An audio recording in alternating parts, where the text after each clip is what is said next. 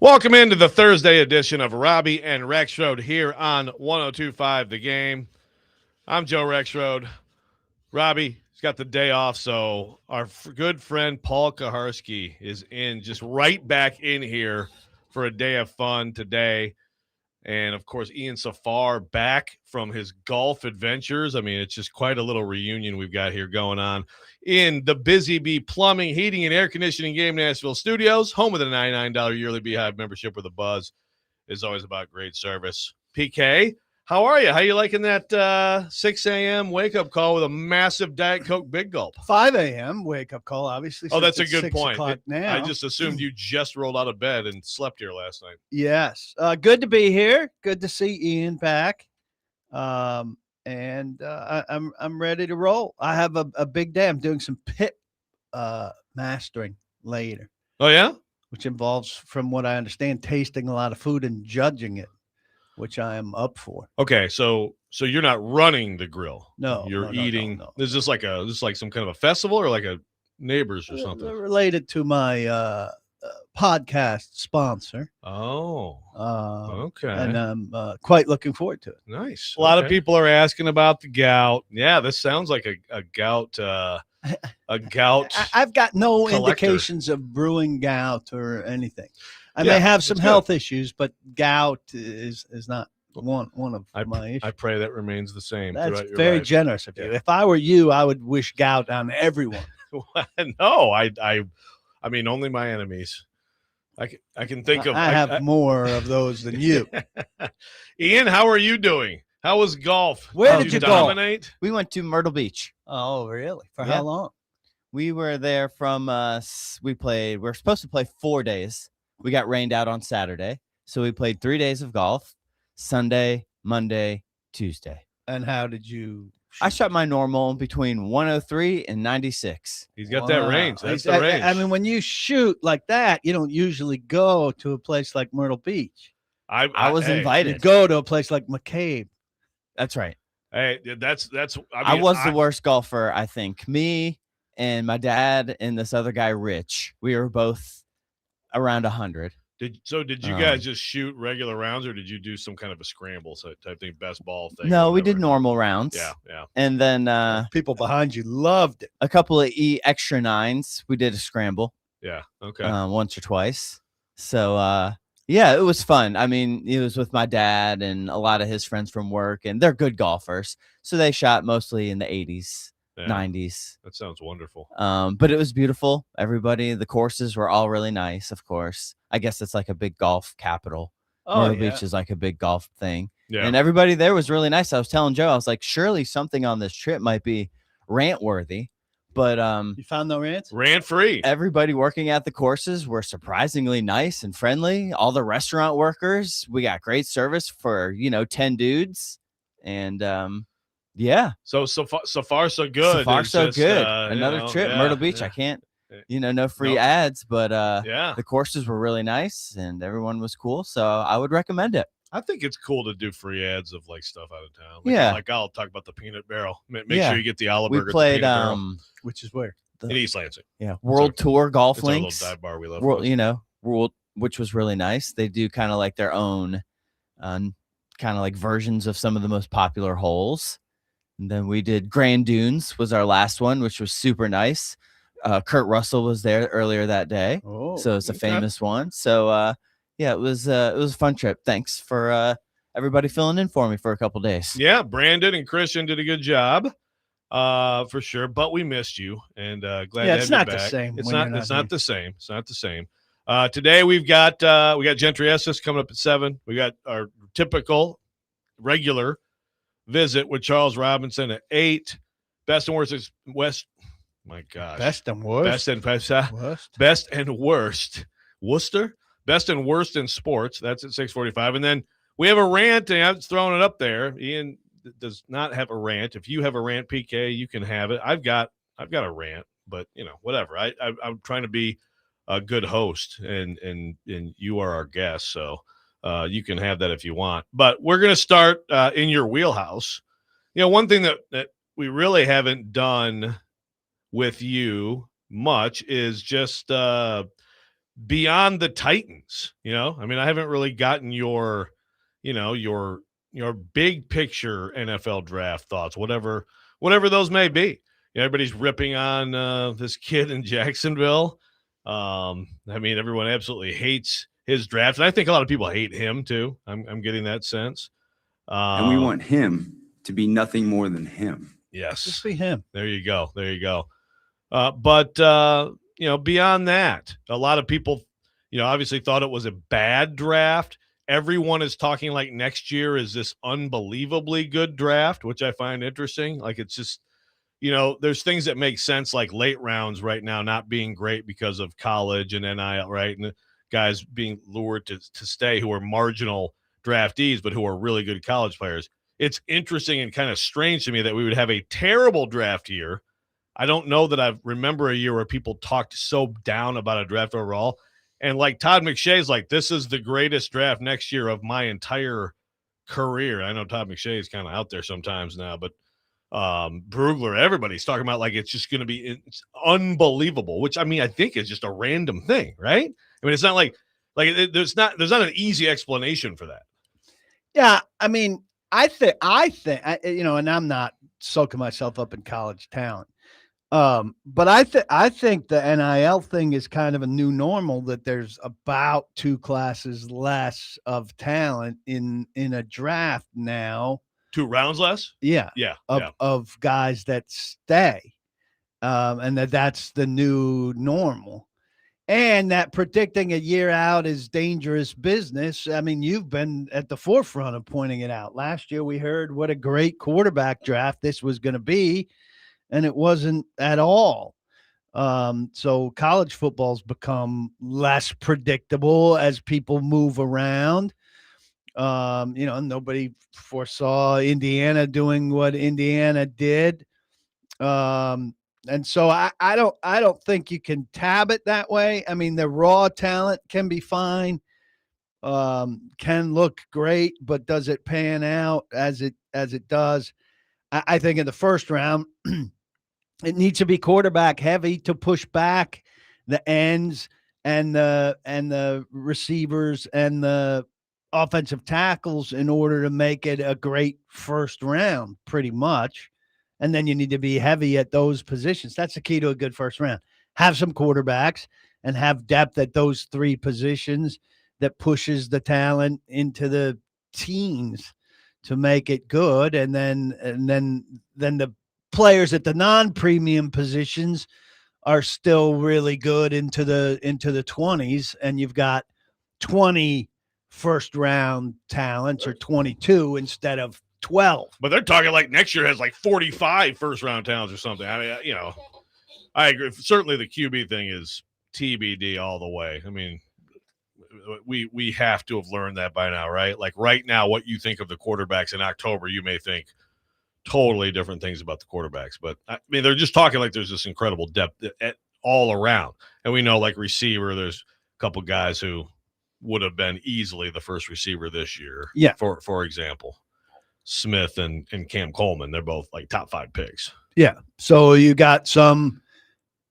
guys who look like can't miss, which is great if you're going to be up at the top of the draft, and creates more intrigue potentially for trades also, which trades have gotten better as these last couple drafts have gotten seemingly worse or less star power. But this was the peak of bad. Let's hope this was the worst we're gonna see, because, and who knows, I mean, these players could come out and outperform expectations, and we could look back on it and say it wasn't nearly as bad as we thought it was once the names were lined up with the teams. Although I feel like people don't do that enough. Everybody talks about, well, we'll judge these things in 3 years or whatever. I feel like everybody just grades things in the moment, and then we move on and look at the next draft. Well, I think a lot of people do it. I just don't think the people read it the same way. Well, that may you be see a 2-year out, draft assessments or redrafts and all of that stuff. Just people don't care for it because it actually takes some thought and review and stuff, and it's not in the moment. And people love predictive stuff more than they love in this ilk love Oh. predictive stuff more than they love review stuff. What's next? I mean, that's why recruiting sites are popular, right? But it's not What's the same next? with a game. When the Titans play, we love way more reviewing the game and breaking down the nitty gritty than anything previewing the game. So anything I have at my site that previews a game, people don't care about. People do not read preview stuff. Yeah. And I don't care for it either. People have conceded that preview stuff is not really telling in that regard, which actually it would be more telling than draft preview stuff. It's true. People just don't. Yeah.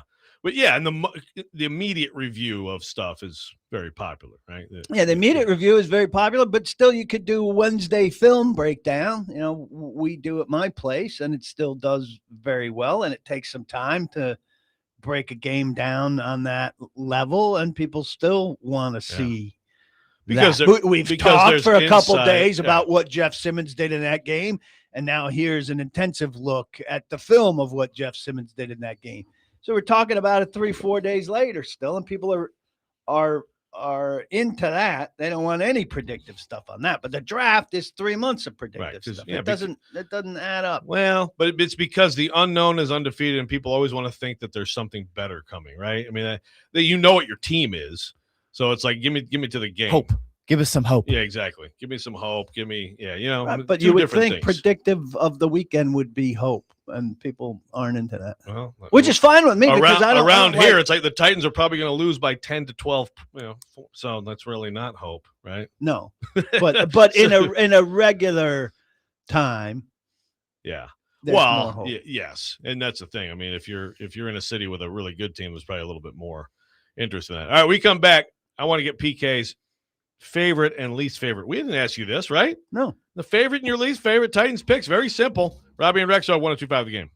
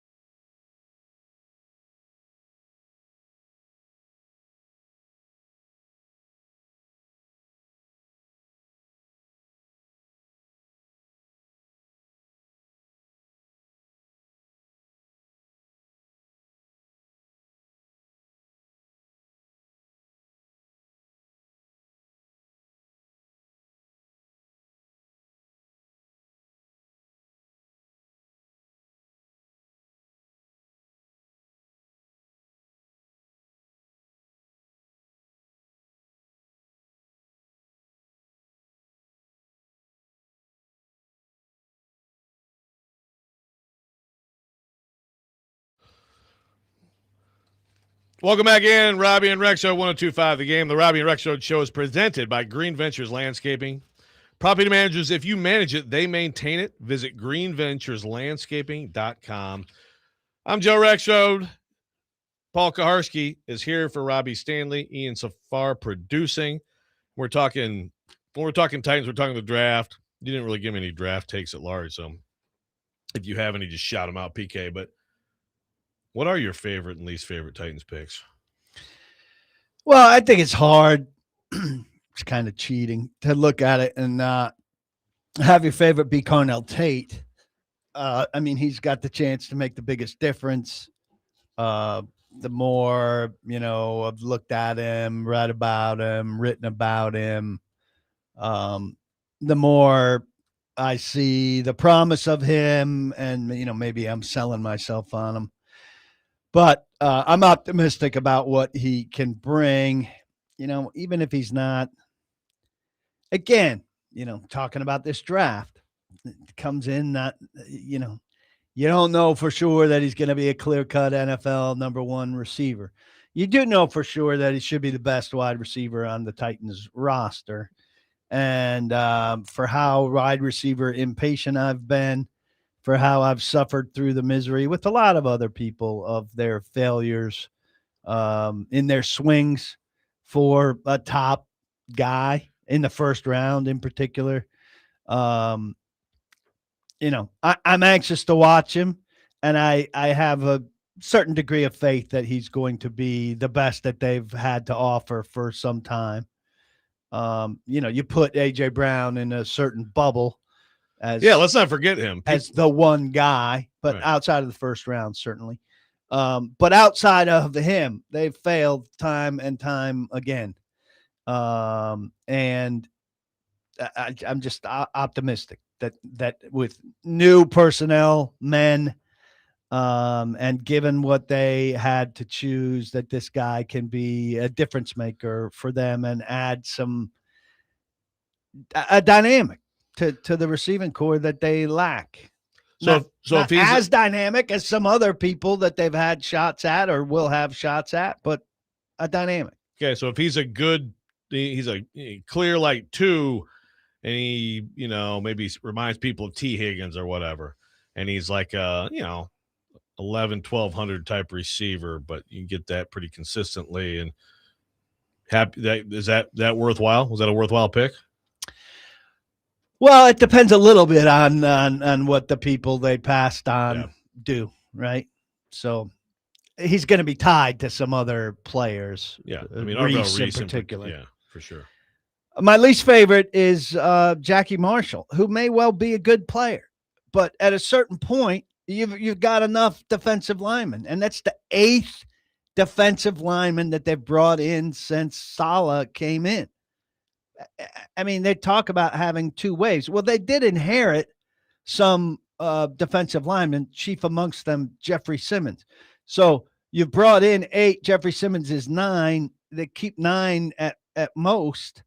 Now, I'm not saying, that for sure all of those guys stick. They've got Malik Herring is by no means a definite guy. But at some point, you got to address something else. Now, I mean, if they had him as a particularly standouty guy in the 6th round at 184, that's fine. They've added one legitimate, safety in all of this time, and Tony Adams. Seems to me like you have to try to balance things out in some way. You're making the 6'7" sign. Right. Is that not the universal sign for balancing things out too? It's more the universal sign for 6'7" now. But I think 6'7" has stole the balancing out signal in America. But hopefully we're getting through that. Maybe we could steal it back. I just think they've gone a little crazy on the defensive line. Now, if they get first off, they're talking about the waves, and the waves sound great. But, if the waves take Jeffrey Simmons out on too many key 3rd downs and his replacement isn't playing to his level, which is awfully hard to do on those key 3rd downs, that's going to be a big point of debate in Nashville. And I just think they needed to spread the wealth a little bit beyond an 8th defensive line. Make sure to hit us up on the game phone or text line driven by WilsonCountyHunter.com, 615-737-1025. We've got texts already for you. LD from McMinnville's, what's your comp? You got a comp for Tate? Who's your comp? I mean, it's not a comp. I've written about how DeAndre Hopkins has he's 18th in career yardage, and he's number 1 in active. He's not active right now, but he's intending to be active. I don't think he's signed. Without breakaway speed and without yards after the catch. Physicality. Now, Tate's not as physical. Tate will separate a little earlier and not have to be as physical at the catch point, but similar in that no big yards after the catch and not blazing speed. So he can be a similar wide receiver, not a duplicate, but similar. Yeah, I think the best case scenario is like a Devontae Adams. I mean, you want to compare them physically. You can compare their 40 times are basically the same. They're both technicians, route runners. Now Devontae Adams is one of the all-time. He's great, but he's not as muscled. Maybe he'll get there, Tate. Right. He's not as muscled as Devontae Adams. Right. But I think that would be like if you could get the max, and maybe that's a little bit lofty to even think that's the best case scenario, but that would be what you would hope. He would be some version of that. Can he be as much of a touchdown scorer? That's a He should, but that's the thing. Again, you watch him. He should be pretty good in the red zone. He with the hands, and even though he may not be as physical in terms of breaking tackles, he's pretty physical with the 50-50 stuff, right? Yeah. So, we'll see. But I think there's potential. There's this one play with Tate I can't get out of my head. The Wisconsin one. Yeah. I picked them in Pigskin Pick'em, Ohio State to cover. So I watched the game early on. So I was like, okay, I'm going to watch a little bit of this. He went up over 2 dudes in the end zone, 40-yard post, just went up. He looked way bigger and stronger than both of those guys. Yeah. And I was like, in the moment, I was like, okay, Titans don't have anybody like that. So even that, he showed things that I don't think the Titans have right now. Yeah. Yeah, for sure. No, I mean, that's an interesting point you make. And we were touching on that, like having something that Titans don't have right now versus having an elite NFL player are two different things. Right. That gap needs to close. Boxes get checked. Yeah, that gap needs to close. Having an elite NFL player needs to be the thing that the Titans don't have, so to speak. Not just a good, but something that the Titans don't have. Right. All right, we got a lot more questions. I've got one also. I mean, I've got a bunch of questions for PK. And I will get to that one when we come back. Robby and Rexrode, 1025 The Game.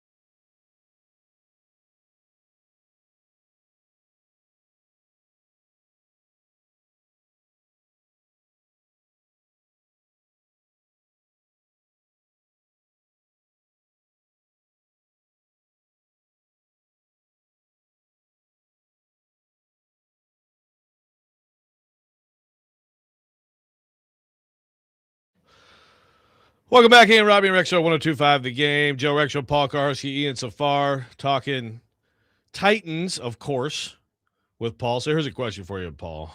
Okay. Here's what's more likely for the Titans, that they find a difference maker at edge. And really, what I'm saying is one of these two guys, the second round pick from a year ago, the first round pick from this year, that this year on the field, and I'm not saying they have to be the freak, they have to be Javon Curse in 1999, but, a guy, okay, that guy is making a difference, maybe an 8-sack type of play. You got to shift you got to shift the back that way, that type of a guy.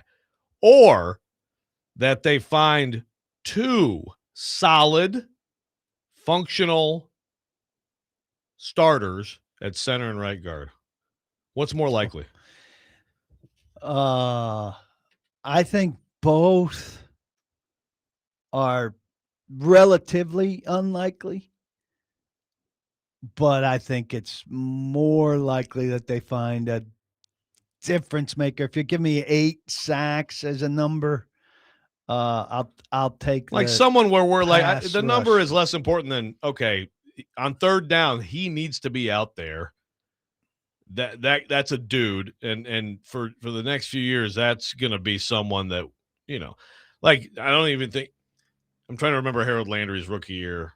There were some flashes, but I don't even think we really thought that. But it wasn't without hope, right? I'd say something better than that. I don't love either proposition, which is why you're giving them to me.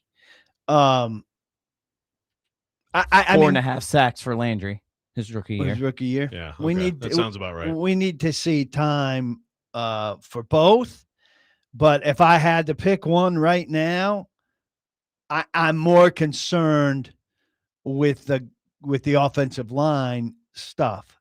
But I think that the sacks are going to show up in 4 here, 5 there, 3.5 there, 4 there. Sure, the interior is going to be good. In a good number, but put together in a committee style fashion rather than with edge leader.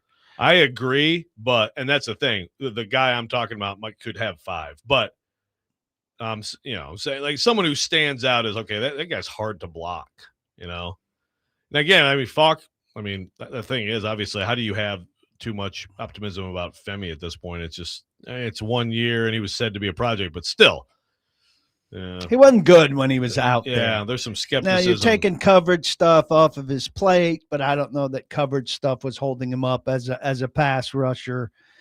And look, people can say the 4-eye stuff and the 2-gap stuff about Falk all that they want.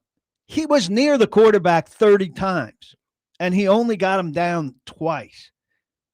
That never mind the 4-eye and the 2-gap stuff. He got past that 30 times and got him down twice. That's a big concern. That's a very bad production rate. It is. He did have 7 the year before, so I think that's right. Like maybe it's just a weird. That's one of those things. I don't know. You get Drew breaking down every. I want every 30, every pressure, all 30 pressures broken down, and how close. He did do a Falk piece that shows. A lot of what he did and didn't do, and can and can't do. So look, there's a projection in there. And are you trusting these guys to project what he can do? Aaron White-Cotton.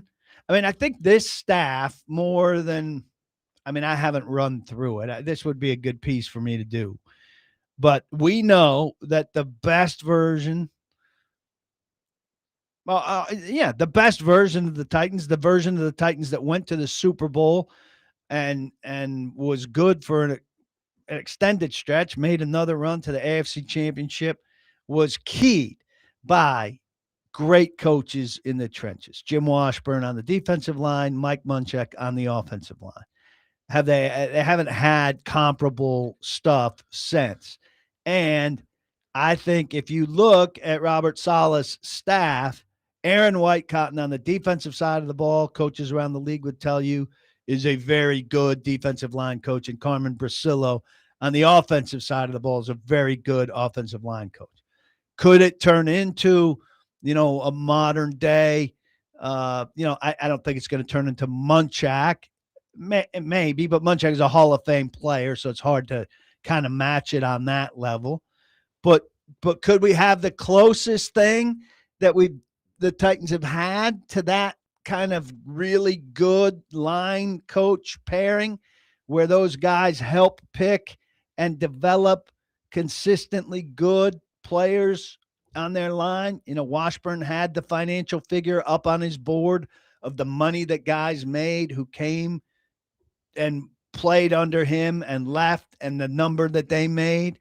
And Munchak had mid and late rounders. Now, I know the quality of offensive linemen coming out of college is a lot different than it was then, but he wasn't as much about making them money as getting them opportunity and turning, fourth, fifth, sixth, even seventh rounders into guys who played for a couple of years and were sustainable pieces for good offensive lines. Can the Titans get back to that kind of thing with these two guys? If so, that's a big step in the right direction compared to where they've been. That is. I still would say player choice still ultimately, it's still coach is very important. There's still limitations, right? And so you got to have they're involved in player choice. Sure. Clearly. Sure. But and if they're good, they'll buy themselves more influence in player choice. Yeah. Lance says Coogan, very Kelsey-ish. We'll see. I mean, again, there's a reason he went where he went. I mean, I've seen the gritty, tough, everyone loves him, leader, college offensive lineman. And it's just some of the physical, some of the tangibles, as we talked about yesterday, aren't where they need to be. Go look at Coogan early against Miami. Not good. Yeah, I mean, he has limitations, or else he would have gone much higher in the draft, because everyone obviously loves the guy. He was part of a dominant team. He was at times dominant, but he has some limitations. It'll be very interesting. And I want Coogan. Should be great. That'd be a lot of fun. Best talker in the class. To this point, several people have already asked you about the free, because this obviously, like the free agent, people still hoping for free agent signings. I look at the edge group out there. I'm dismissing it. I think they have depth. We'll see how good they are, but I don't see anybody who is really going to make a difference. But obviously Zeitler still out there. He's out there for a reason. I understand that the underlying numbers would say, and I guess the eye test would say he got better last year. I didn't think overall he was all that good. What do you think? Is there anybody who could be coming? I don't think there's. I mean, this is not reporting. This is my presumption. I don't think anybody's coming soon. I think if they get 2 weeks into camp and they get behind a closed door and they're okay, where are we? And they say,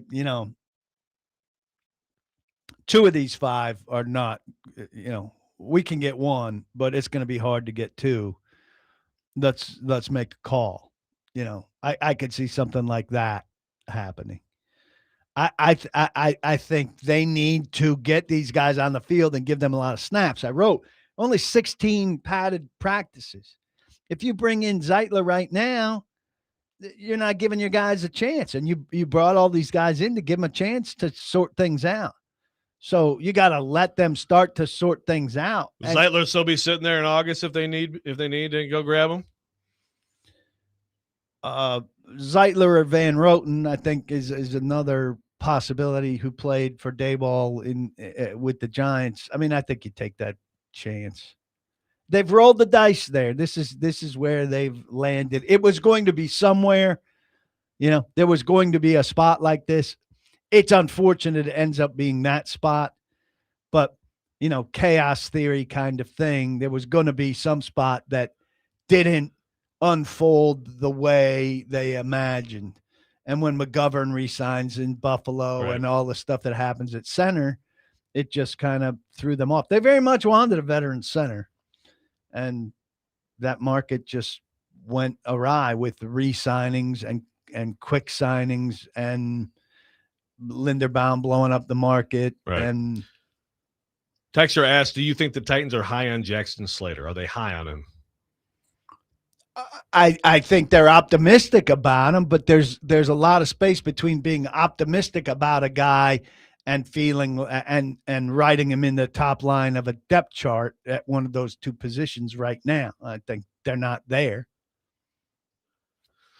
Okay, I don't know if this is true, but Thomas on the text line, driven by WilsonCountyHead.com, says that Cam Ward, Carnell Tate, Will Levis, and he has adjusted. He initially said Mason Rudolph. He meant Mitch Trubisky. Mitch Trubisky, Will Levis, Cam Ward, and Carnell Tate were spotted at dinner last night. I have no idea if this is true. I've asked for picks. I have not seen this. I don't think it's a big deal that they would have gone out to dinner last night. This is a time of year where guys work out and go out to dinner. Sure. The fact that he doesn't know who the backup quarterback is and says Mason Rudolph the first time, that hurts his credibility. Picks or it didn't happen, Thomas. Picks or it didn't happen. We got too many picks of other stories that are going on in the NFL. But when we come back, the best and worst in sports. Robby and Rexrode, 102.5 The Game.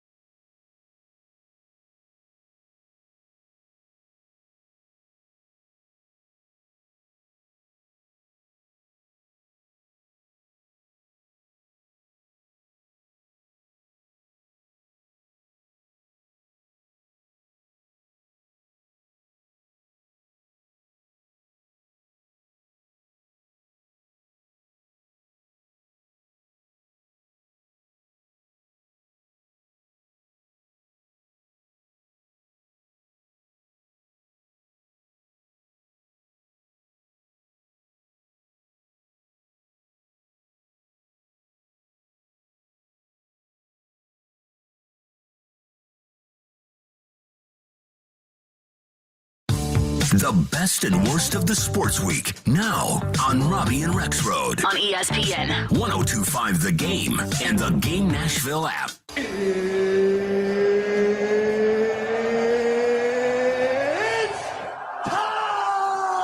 This is the worst. You look like you're feeling sorry for yourself. He's one of one. He is him. This is a Coke bottle. It's not a crystal ball.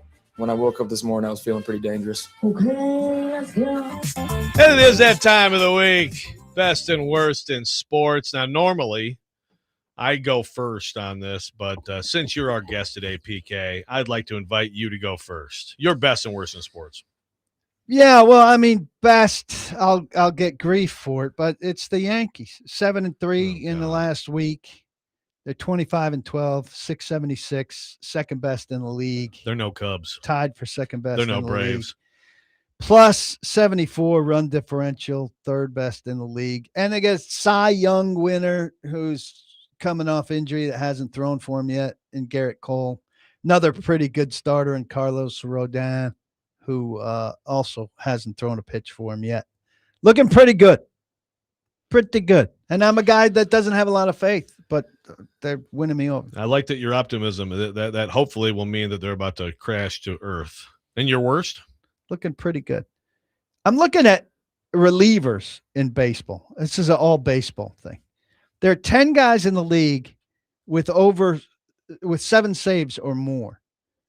6 of them have ERAs of 3.31 or more. Is that normal? That seems bad to me. I think relief pitching doesn't get the job done. Like guys who come in and just close things down, like 1, 2, 3. It's also like, no you know how it questions is with about ERA and the innings. You know what I mean? You give up one here or there, and that's a 9 ERA if you give up a run, right? I'm unimpressed with closing in baseball across the board. Like usually there are 4, 5, 6 guys who have like dominant ERAs under 1. It's not good enough. It's not as good as it should be in the specialized pitching era.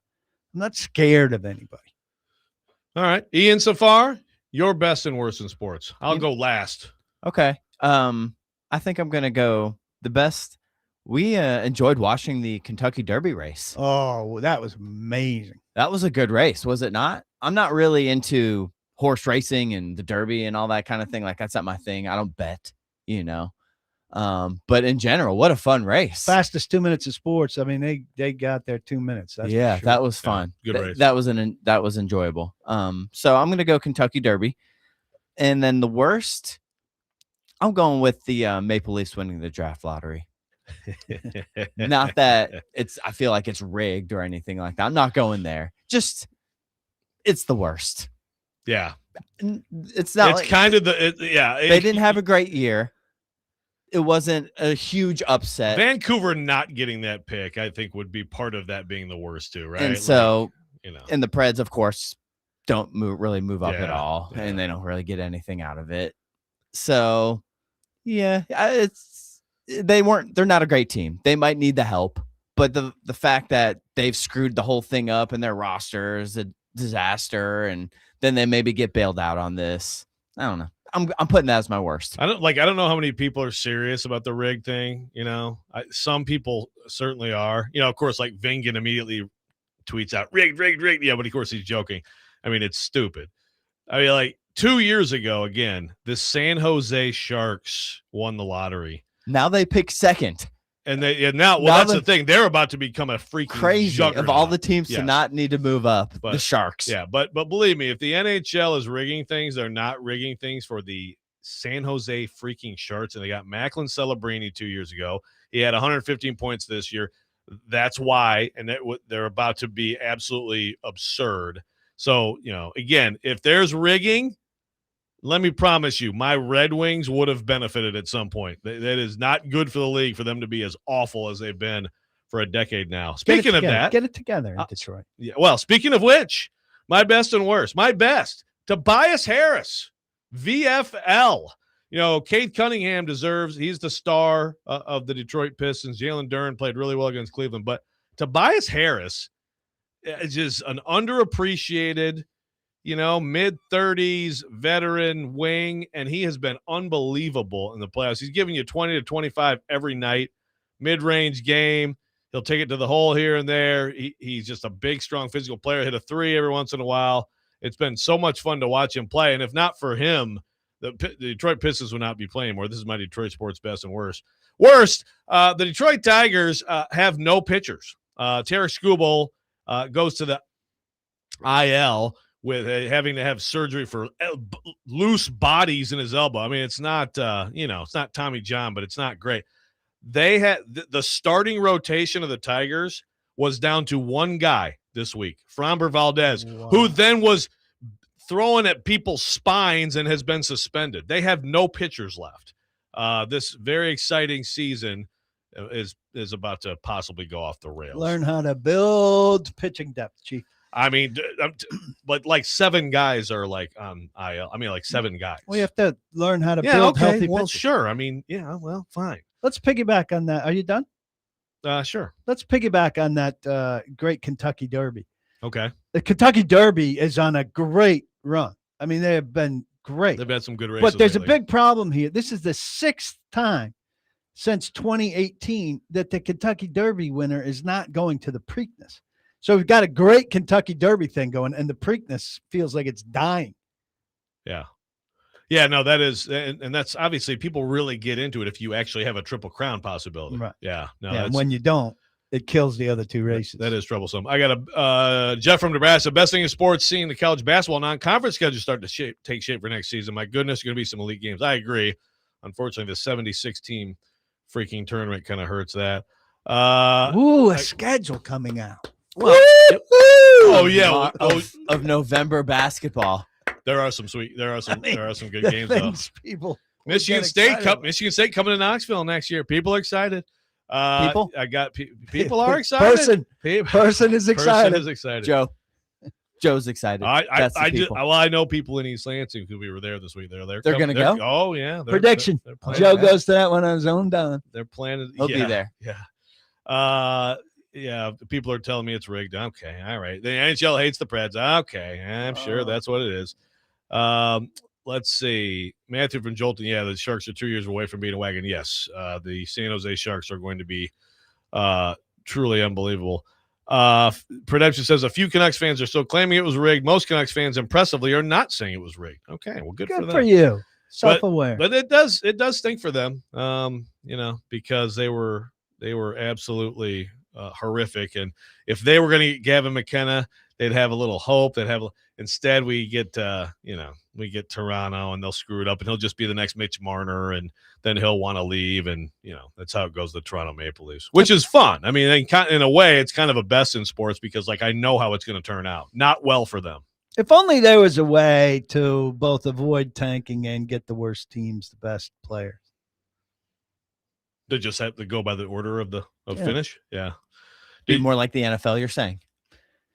Yeah, but I mean the NFL's going to run up against the tanking problem, especially if they go to 18 games. When they go to 18 games, it'll be more tempting. Do you think there's any chance with the 18 games that they try any of these, but players will play 17 still? I mean, there's some talk of that. I can't believe that would actually go far. I think it's too big a variable. I think they'd have to exempt quarterbacks for starters. If you've got a quarterback that's healthy for 18, you've got to play him for 18. And then, this thing, ticket prices are high. And if I'm coming to see, the best pass rusher in the league play at Nissan Stadium and it's his scratch day, it's BS. Yeah. No, I mean, people, I don't think it's going to happen. I get the idea, but I mean, I don't think the league's ever given that a bit of credence. I think that's a Mike Florio balloon. Really? Just Florio? Well, he's big on it. He's giving it the most air. I've seen other people talk about it, but yeah, glad we could bring up Mike Florio. All right, we come back. Boy. That's right. We will have Gentry Estes from the Tennessean here on Robby and Rexrode 102.5 The Game.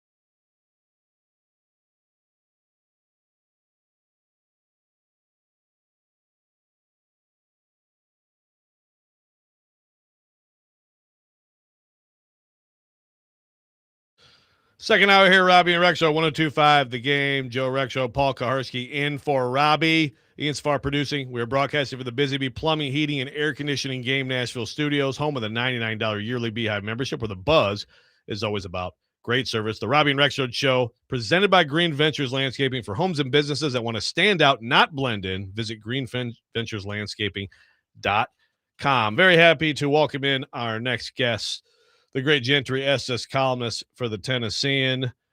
We have a lot of things we can get to here with Gentry. Gentry, how you doing? I'm good. Good to be with you guys. I'm sorry this, I know if I would have told you yesterday, but by the way, Kuharsky's in for Robby, you probably would have said, I'm kind of busy at that hour, but, we throw the Kuharsky curveball at you. So let's start with that. You guys both, Kuharsky, of course, is like, no one will ever say anything bad about the Titans. And, you had the column about the headlines is Tennessee Titans, as ever, keep missing forests for the trees. This media policy, I mean, we've let Kuharsky complain a lot about it, but to me, it's like, it's just, as you said in the column, it's like, why are you worrying about things like this? And in the meantime, you got guys out there like almost falling into pits of misery. But what has been the reaction to that column, Gentry, and what is the ultimate takeaway from these changes the Titans are making for you? Yeah, I mean, the reaction kind of varies based off where people work. Right. I think most of the media probably agreed with it, and I think most people inside the team probably not as much of a fan. But that's kind of how that usually goes. As far as the policy itself, it was just kind of silly. To me, the whole thing was just emblematic of an organization that focuses too much on trivial things and not enough sometimes on what it should be focusing on, which is winning football games. I mean, we showed up that day. They have this new policy in place, and Paul can tell you. I mean, we had, they gave us a printout of all these regulations that we were to read beforehand. You go out there, they got ropes up like at the golf tournament. You got to stay a certain way. They were clearly prepared to rein us in and tell us where we couldn't go. I mean, they were really ready for this. But, you're sitting here watching, and they got tryout rookie wide receivers running into what almost is a foot-deep pit on construction.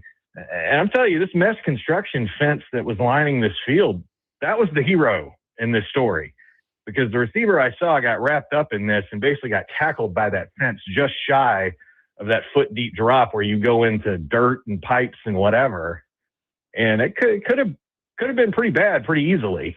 And you're standing there behind your rope and saying, no one think of that. No one think of the fact that they're practicing right by this construction pit. And it's just, it's a small example, but it is another example of something with the Titans where you wonder sometimes how much they get it. You wrote about Chad Brinker when he left the team about 2 weeks ago now. His role, awkwardly forced from the start and never fully understood, had outlived its usefulness. I'm of the opinion that the way they sold this thing, the importance of getting stuff off of Mike Borgonzi's desk to let him focus on football, if they don't stick with this, that really shows that they just crafted roles and constructed organization based on who was there.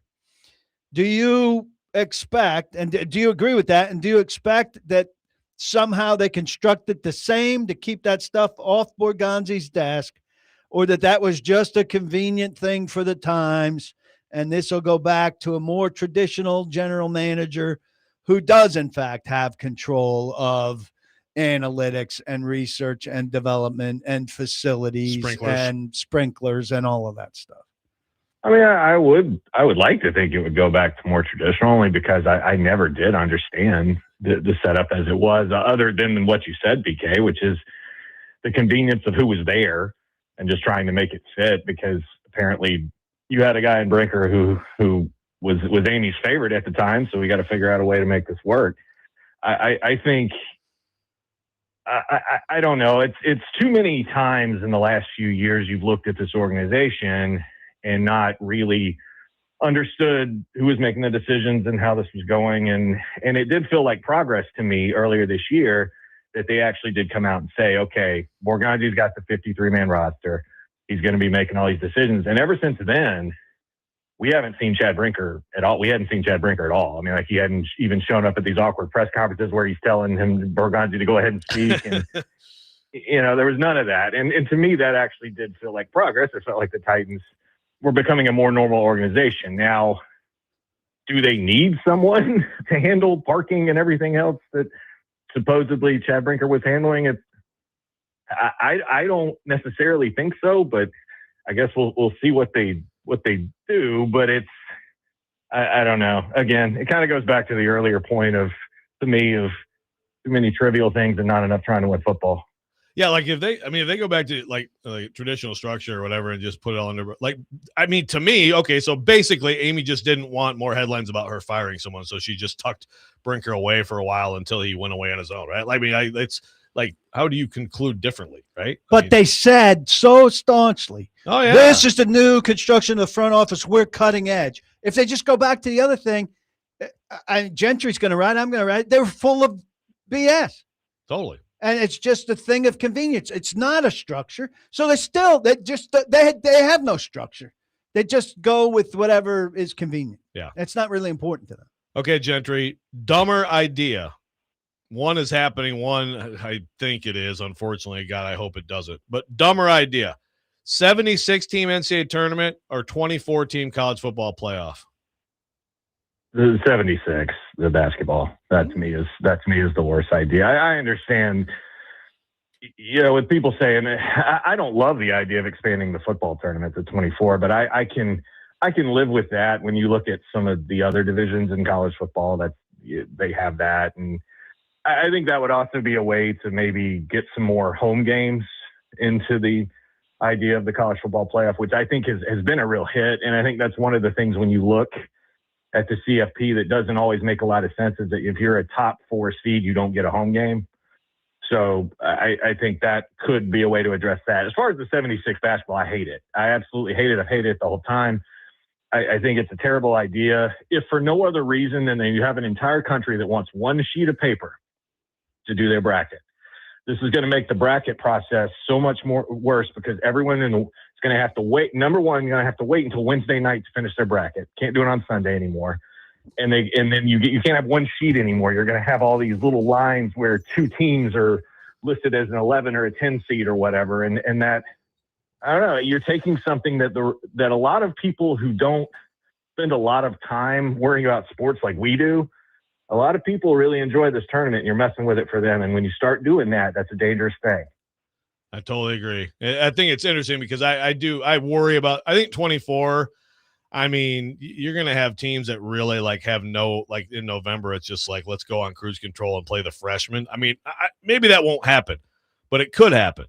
But you're messing with basically perfection with basketball. And it's just, and the way things are going with talent now, I mean, look how bad the bubble was this year. It's going to be like that. Like teams that we absolutely don't want to watch, their own fans are like, please stop playing basketball. We're going to force feed that to people for 2 full days of basketball. It's bad, but it's happening. So, yeah, I mean, you got to figure, is it worth getting in 6 or 7 teams like Auburn was this last year in order to get in, say, a Belmont or the Miami of Ohio or a team that you would like to see there? Yeah, Indiana State 2 years ago getting in, that sounds good. It's just like then all the dregs that are with them, right? But, yeah, at least we will have a little bit. Belmont would have gotten in this year, I think.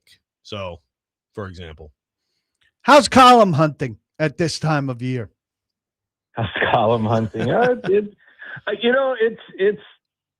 It can be difficult if you let it, but I actually kind of enjoy the idea that it gives me a little more freedom to kind of write what I want to, because I'm not having to be at this practice and this game and the schedule's not full. It gives you some leeway. If I want to write about live golf, I can do it. If I want to weigh in on the tournament, like I just talked about with Joe, you can do that. Whereas I think during the season when you're talking to people and there's a lot of things, it's a little harder maybe to fit that in. So I've grown to look at the positive of it, I guess.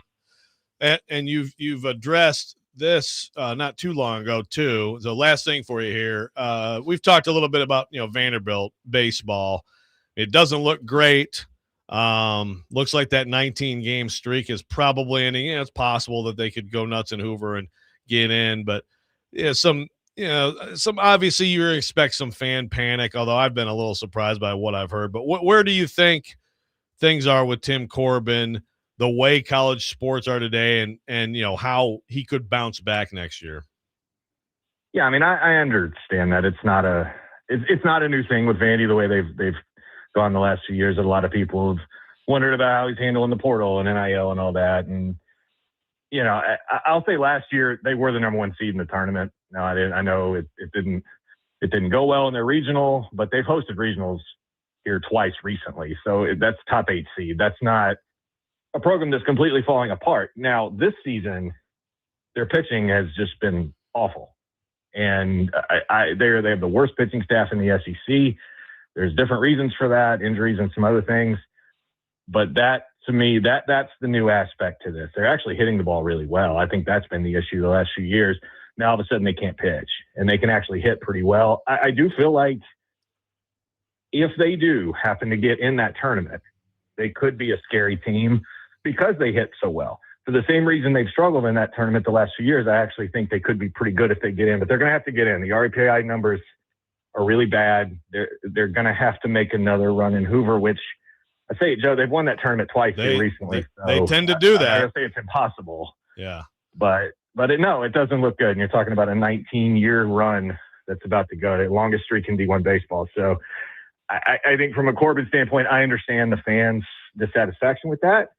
I think you still have one of the best coaches in college baseball, but that's a sport that they've had a remarkable run of consistency that is not normal. And I think you look at LSU this year, you look at some other teams and say, baseball more than any other sport, I think in college sports is very much a year-to-year proposition. Vanderbilt's been good for a very long time, but this was a year it may have caught up to them a little. Yeah, volatility is the new consistency, and really in all college sports, but I think that one in particular. So, Gentry Estes from the Tennessean, thank you so much, my friend. Good talking to you. We'll talk to you soon. Good talking to you. You bet. Take care, guys. And when we come back, we will react to Gentry, and PK has some marketing talk that he'd like to get into as well. Robby and Rexrode, 102.5 The Game.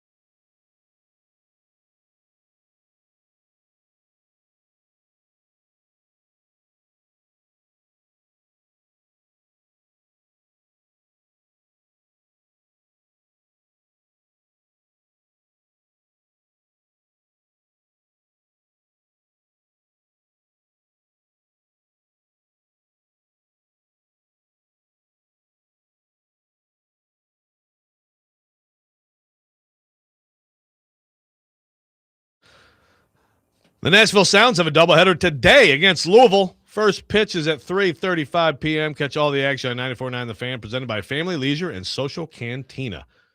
Louisville Bats, AAA affiliate of the Cincinnati Reds, by the way. Welcome back in, Robby and Rexrode, 102.5 The Game. Yeah, which is dumber, 2014?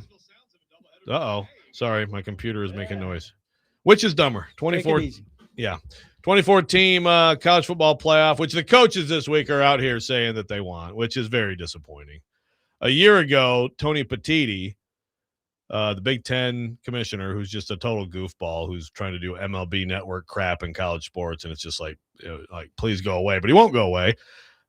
He was pushing the auto bids, right? Like the Big Ten and SEC get 4, and the Big 12 and ACC get 2, and it's just like, what are you doing? And the SEC coaches, to their credit, said, no, we just want auto bids and let the committee pick it. It's not perfect. People complain about the committee, but the committee, to their credit, correctly looked at Florida State a couple years ago and said, well, they're not good anymore because their best player is hurt, so they're not in the playoff. That was the correct move. I know a lot of people hated that, but it was. That's why people should be in charge. So the coaches, to their credit, were against that. This year, all the coaches are just I'm watching Kirby Smart the other day say, yeah, I think I want 24.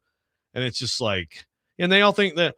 Now, here's a quote. I'm going to read you this quote. Now, it's from my column today, but it's really from CJ Moore. Got this last week from Kelvin Sampson about the tournament expansion as 76. He said, quote, "It's not going back. Figure it out. It's going to help save jobs. Coaches are going to be able to get in the tournament that probably wouldn't," end quote. It's going to help save. That's what they think. They think that if you lower the bar so that abject mediocrity gets into the tournament, well, people are, that's good coaching then. That's a good team. Oh, we're fine with that. Good job, coach. Why? Lowering the bar, we all see where the bar is. If you lower it, this is Auburn basketball fans. I'm sorry, I'm doing the rant early, PK. Auburn basketball fans, your team did not get in the tournament this year. Stephen Pearl was in his first year, right? Yeah, they were bad. They totally faded on. They're funny because they won the NIT, but they totally faded. They were unwatchable. It was terrible. Okay, well, if it was 76 this year, they still get in. You feel any different about Stephen Pearl as your coach because of that? Why? Also, this quote is just dumb. Like as if that's the mission of the tournament, like to save jobs, or the mission of this thing. But that's how they look at it. That's not a purpose of this. Purpose is to crown a champion. I absolutely. But there is this, especially in, Sampson is at the top of his profession in basketball. Kirby Smart, he's not going to, he's fine if it's 4. His team will get in more years than not, right? Yeah. But they have this, let's help let's help more guys. And it's just the money people who more than ever are dictating things. I want this guy out. Otherwise, you're not getting the NIL for me. They're not going to look at things differently because you expand the field so that everybody gets a trophy. But they think that that's the case, and that is a fundamental reason for all this stuff. Because again, people are always like, "Well, follow the money." Well, we don't in basketball. I don't necessarily think that these 2 days are going to help the TV deal. TV deal's up in 2032, so that's when you would really make more money, right? I mean, sure, you're going to have more ad inventory, but it's not the significant money that you would make is hypothetical. And I'm not sure at all that it's going to pay off the way some people hope.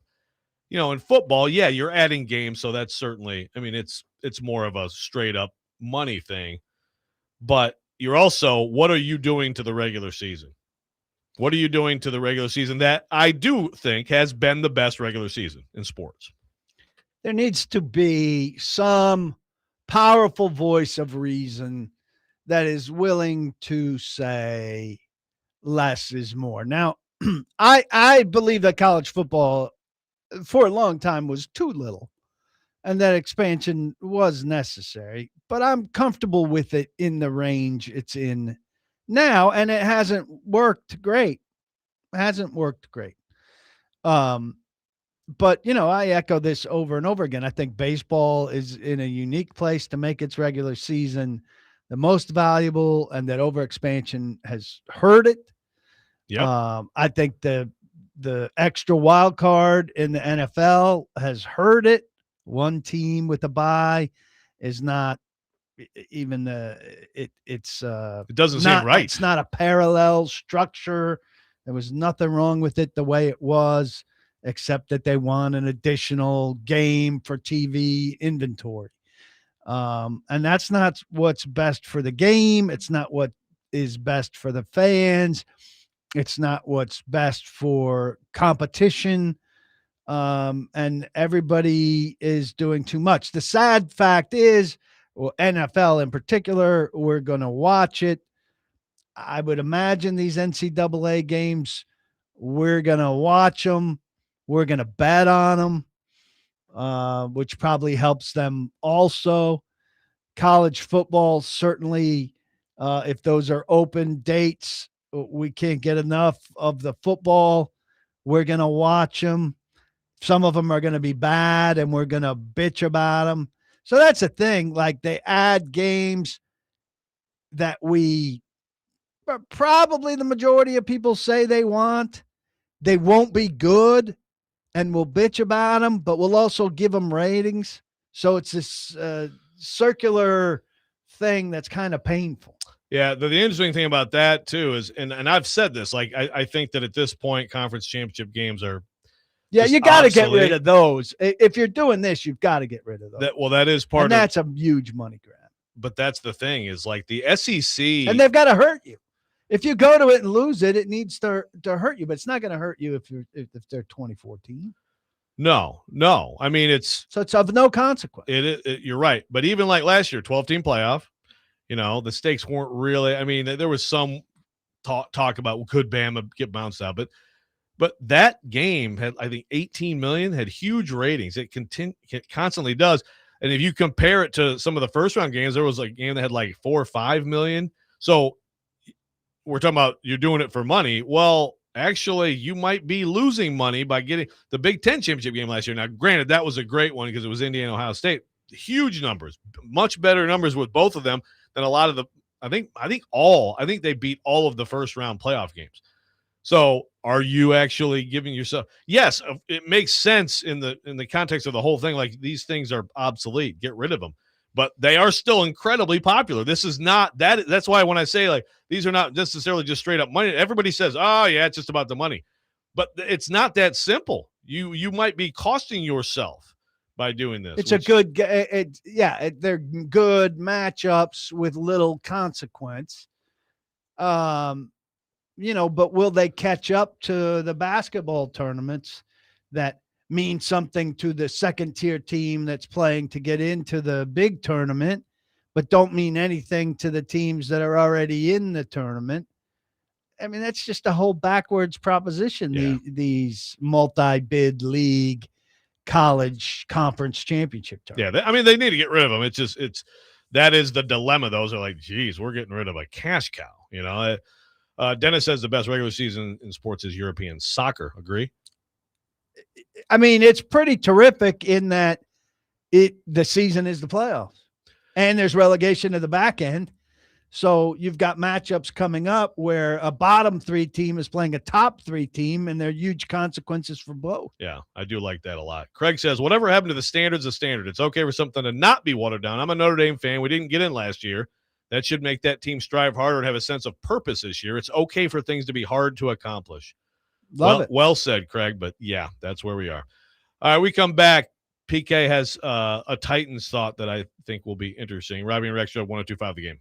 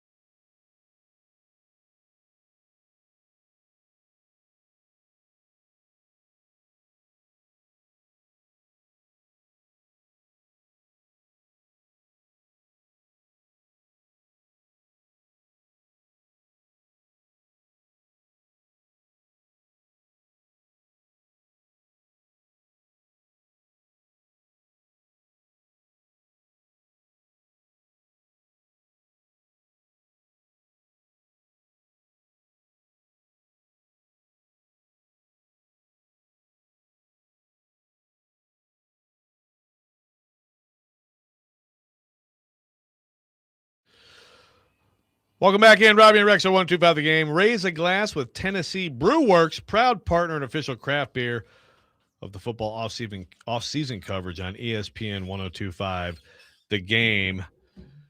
Welcome back in. Paul Kuharsky in for Robbie Stanley. Ian Safar back in charge of this show. And PK, you have, I don't even know what this is, but you have a Titans marketing thought. Well, Nick Suss of the Tennessean put out a little interesting thing. And I had thought of about the contents of this. I did not do the intensive research that he did. And he says there's a practical reason he did this, that he's not just a lunatic who makes lists, but he is a lunatic who makes lists. He did he tracked the leaderboard of how many times the Titans have posted practice pictures or videos of their veterans on Twitter since players reported in April. I love it. Okay. Cam Ward, number 1, 18 times. Perfectly normal. You want to take guesses at other people who have been in double digits? 1, 2, 3, 4 other people in double digits. Okay. I mean, Jeff Simmons has to be one of them. He is not. Really? Jeff Simmons is not one of them. Okay. Other people. I mean, that's the funny thing. I'll say Skoronski. I mean, I'm just trying to. Skoronski is not one of them. Okay. This is my. Yeah, this is your point, I guess. Let's see. Chimmery DK, one of them? Not one of them. Tony Pollard? Not one of them. JC Latham? Not one of them.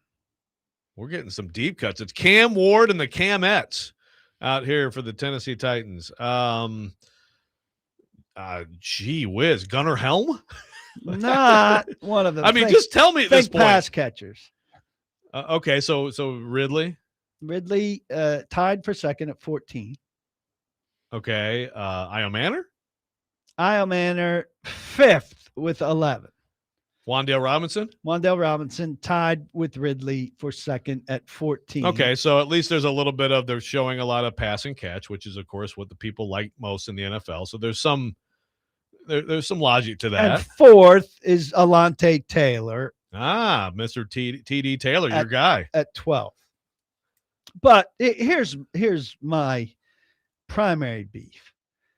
And I know people will take this as they will. Tied for 9th, Xavier Restrepo, the number 7 or 8 wide receiver. People can't get enough. With 6.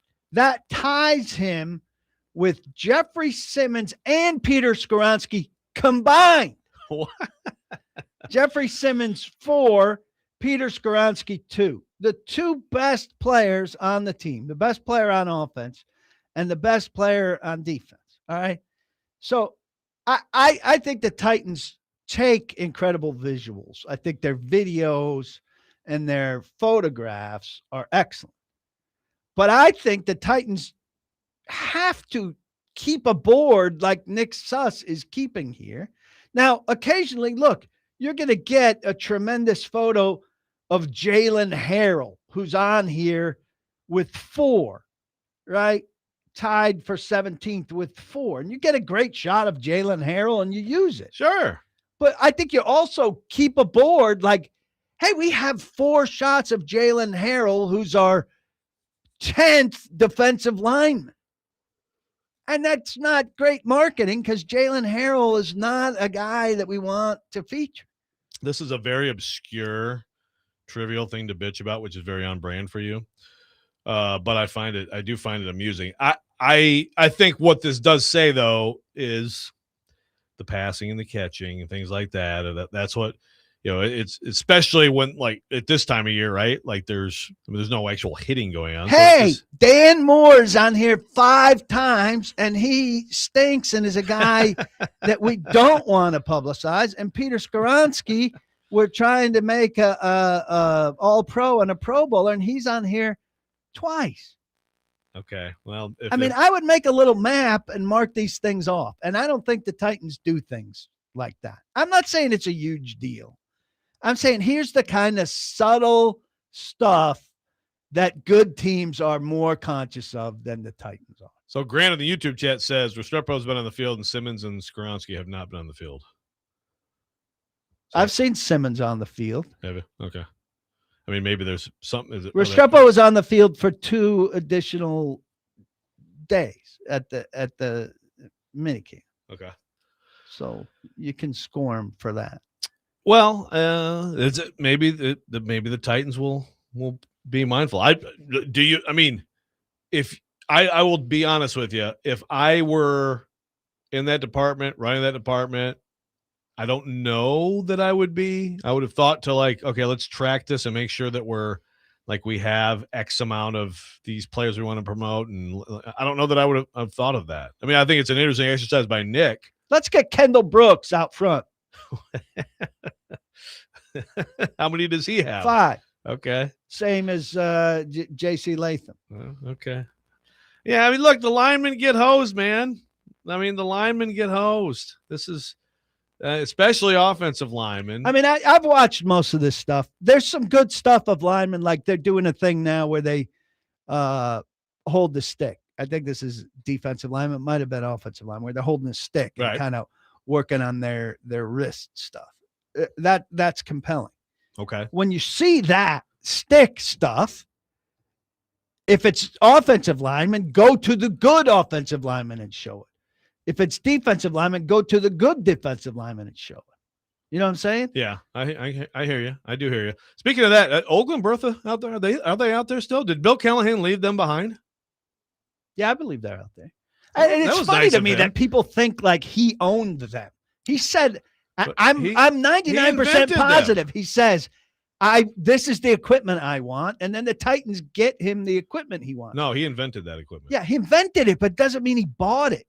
Do you think a wide receiver coach says, I want weighted footballs and goes to Academy Sports and buys them?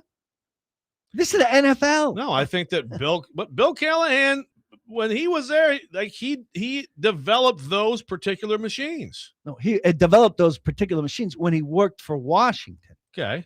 They're now on the market, and he tells the Titans, I would like these particular machines. And then the Titans, with their massive staff, have their equipment people go into the catalog, order those machines. A truck backs up to the facility. They unload them. And lo and behold, Bill Callahan walks out, and one day they're there.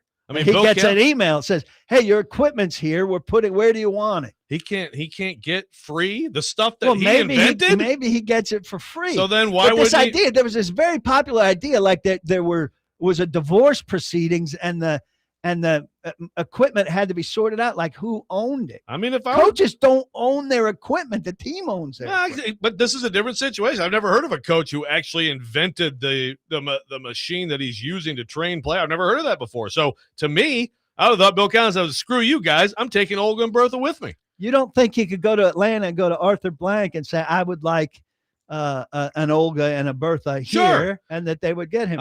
But also they fired his son, so I'm taking my Olga and Bertha back. You think that's crazy? Yes.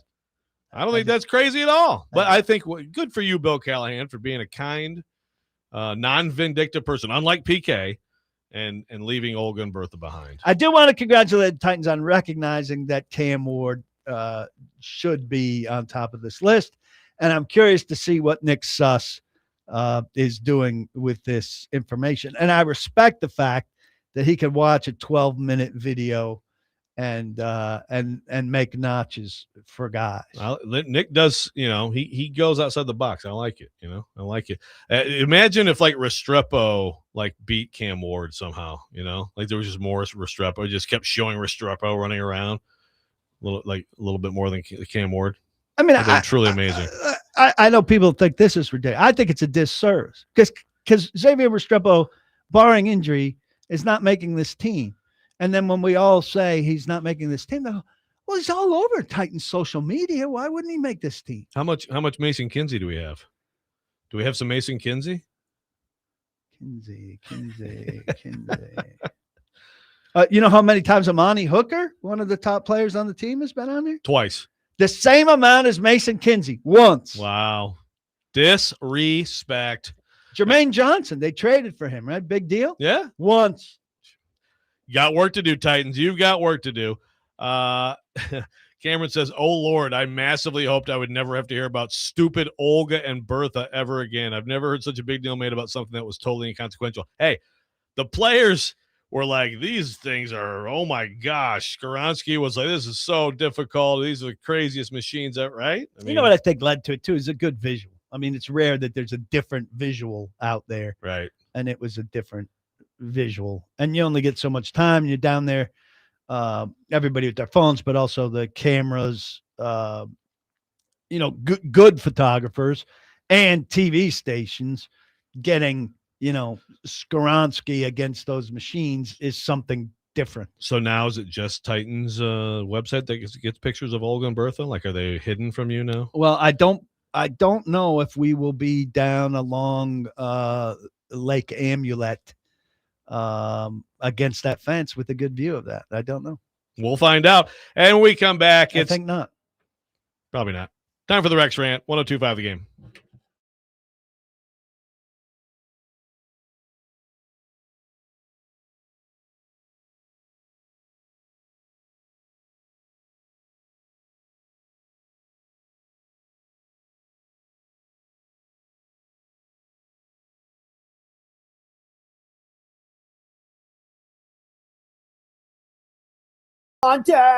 Picks, or it didn't happen. Oh, my filming is, Elite. pretty Spectacular. pretty good. The horses, nice looking. Much prefer a horse. Woo! There we go. That Say My Name. That's a keeper that needs to be in regular Where's rotation. much prefer a horse from? Yeah, what were we talking about? I'd have to go back and look. You need to take notes when you're putting these together. There's too many. My notebook would be who knows how long. Yeah. Joe will fund some notebooks for you. When they're out of context, I mean, it could mean so many things. God, what were we talking about? It wasn't eating. We weren't talking about eating horses. I know that. I guess riding horses? I don't know. I'm not sure. I'm watching Mad Men currently binging, Okay. which I don't love. It's good enough to keep me going, but I'm not like charged up for it. But Mrs. Draper is doing some riding of horses. Right. January Jones. Yeah. I think Mad Men is. I think the early seasons are incredible. I think it's one of the best shows. I think it, just like a lot of shows, it fades a little and it gets a little. What they're doing is the pitch meetings are the single best thing, and they minimize them. Like there was one recently where they're like cut away and came back, and they're like, "Okay, we accept. That was great." And I'm like, "You can't get around the pitch meetings. I need to see Don being Don." Yeah. And they minimize it because obviously it's really tough to write the great pitches. Yeah. But I would say that although I think later seasons weren't great, no spoilers for people who haven't seen it. I think the finale is one of the best endings of a series ever. I think this is your first time watching it? Oh yeah. Oh, I found it incredibly slow and boring the first time I tried to watch. Okay. And it is. Now I don't want to slow. oversell it, but the way they finish it is to me genius. And I'm also watching his current show, Your Friends and Neighbors or whatever. And so like he's got a back. I was telling you this the other day. He's got a back problem in that one. Yeah. He doesn't have a back problem in Mad Men yet. But like something happened in Mad Men, and I was like, "Oh yeah, he's got a back problem." And I was like, "Oh no, that's in the other show." Same dude. But Tyler says the horse was about, and that's right, was about animals to replace T-Rex. T-Rex slander. Okay. It was, I would love a Titans horse. We were not talking about horse, T-horse, or glue, or anything like that. So real quick, T-hor, H-O-R. They wouldn't spell the whole name. Yeah, there you and that would cause a lot of controversy. Nice. Well, I'm glad we don't have much time left because I don't have a long rant, but basically, like, I can't lose weight. This is another body rant. I can't lose weight. I can't gain weight. I've discovered this. Well, you can gain weight. I'm telling you, man. I've seen it. Sure. But I'm saying that now I went like 6 weeks, super healthy eating, not late, drinking a ton of water, working out, not a drop of alcohol, lost like 2 pounds. Like, what? Yeah, exactly. Like, how's that happen? This week, dude, I ate a whole pie this week. I ate a whole pie. I ate a whole key lime pie. Nice. I mean, I'm just, I love key lime pie. Me too. Where's it from? Well, we took it to, so our friends, we had some neighbors who they're from Louisiana. And so our friend's mom came up and made gumbo and made fish and like amazing stuff. So we brought a key lime pie. Apparently no one there liked key lime pie. I said, take it back home.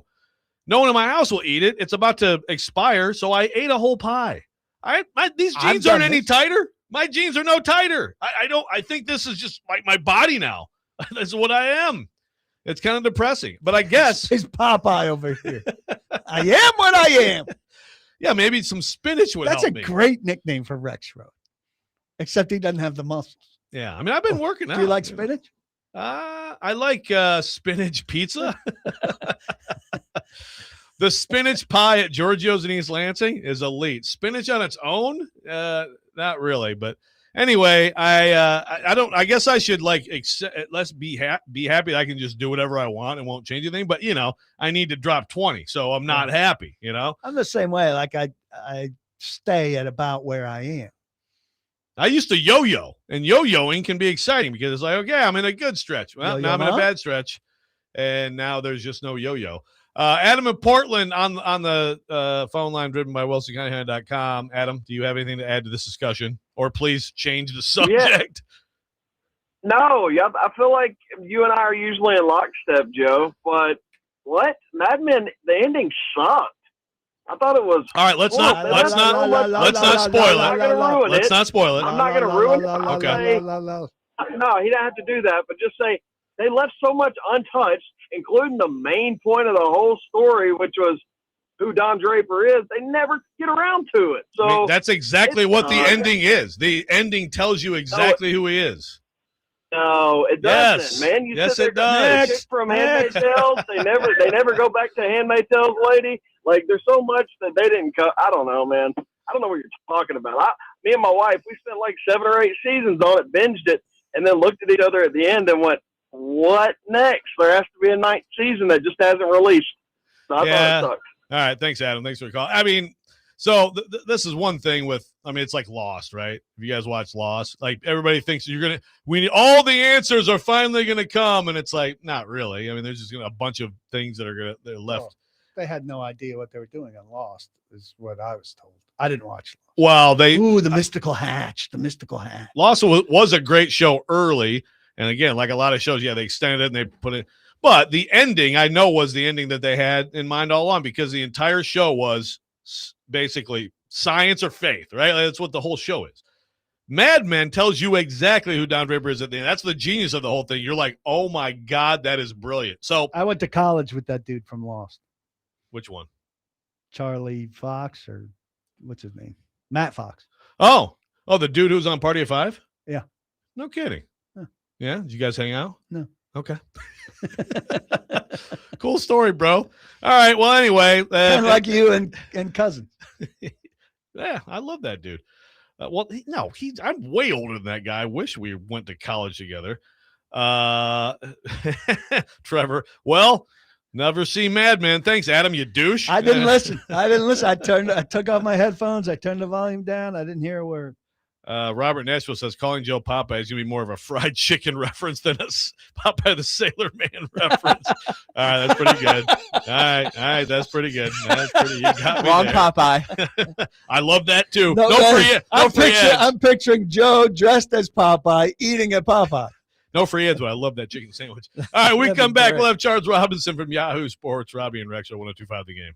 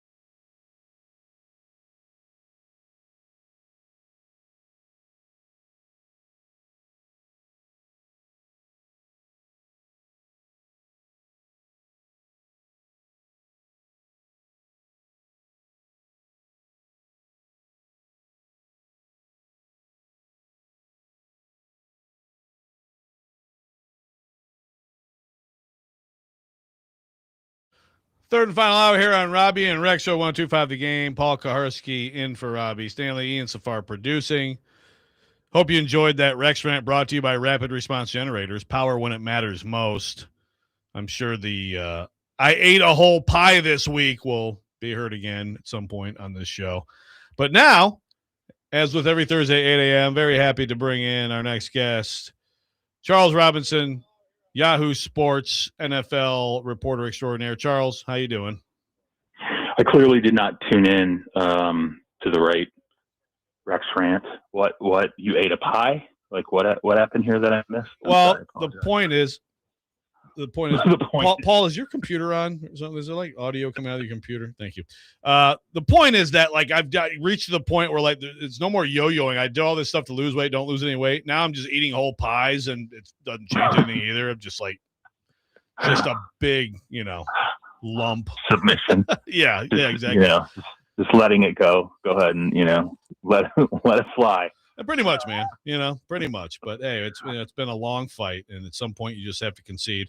So we have a lot of stuff we could talk about, Charles. I want to go with the guy that everybody, just like a year ago, by the way, Arch Manning, #1 pick overall. There's no question. He's a generational prospect, blah, blah. And then after about 6 weeks of football, it's like this dude wouldn't go in the 7th round right now.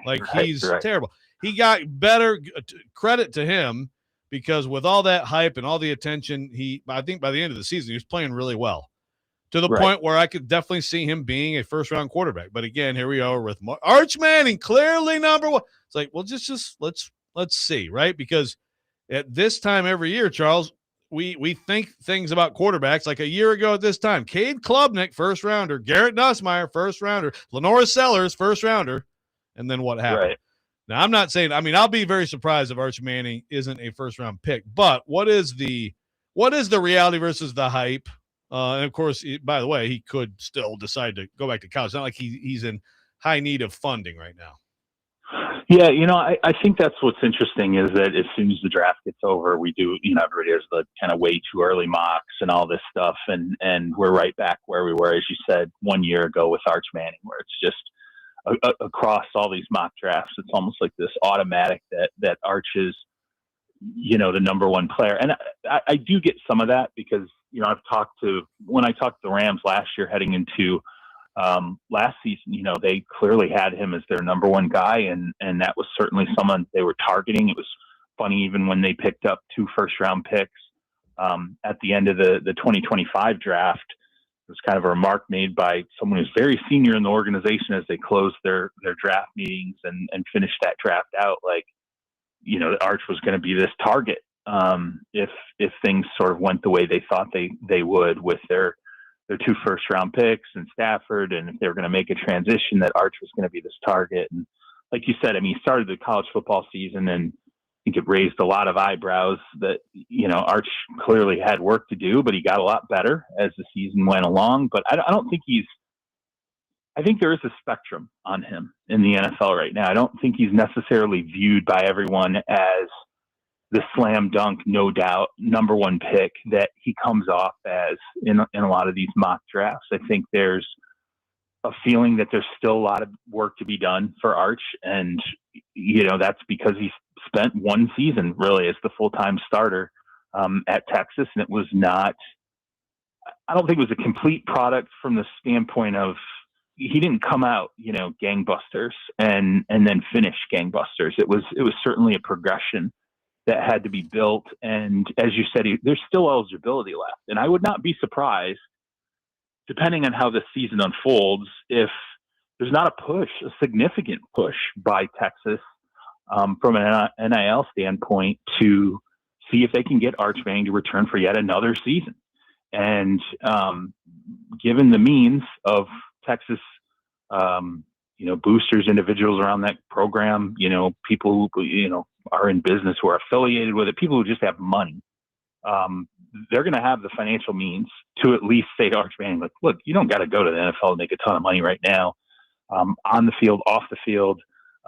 We can make sure that from a financial standpoint, if you feel like you want to stay in college and develop for another year, we'll get you the money necessary to do that. And then I think from a feedback standpoint from the NFL, he's got work to do to establish himself as the number one overall pick. I think there are certainly teams that look at Dante Moore and the fact that he returned and think that he could be the guy who ends up taking the stride this year to really refine himself as the polished player who is kind of that slam dunk number one overall player, coming out of Oregon. So, and not only that, it's a super talented draft. As you said, we go into every year with these preconceived notions about who's going to be at the top of it. For all we know, CJ Carr at Notre Dame, Julian Sand at Ohio State. I mean, there's a number of quarterbacks that we could be looking at, a year from now, 10 months from now, in the draft process, who suddenly feel like they're the ones that have the seat at the top. But I would not take anything off the table for March in terms of whether or not he stays yet another year, which almost felt in some ways, even though his family was saying it, almost felt like it was unthinkable a year ago.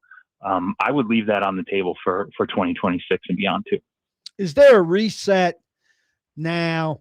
I was told 60 fewer players in this draft who would have been draftable based on people staying in school for NIL. So is that now a permanent reset? Are we going to see two rounds less of players, and do we need to get used to 2 rounds less of talent in a draft, which means like undrafted rookies have that much less of a chance of making a roster and being good, et cetera, et cetera?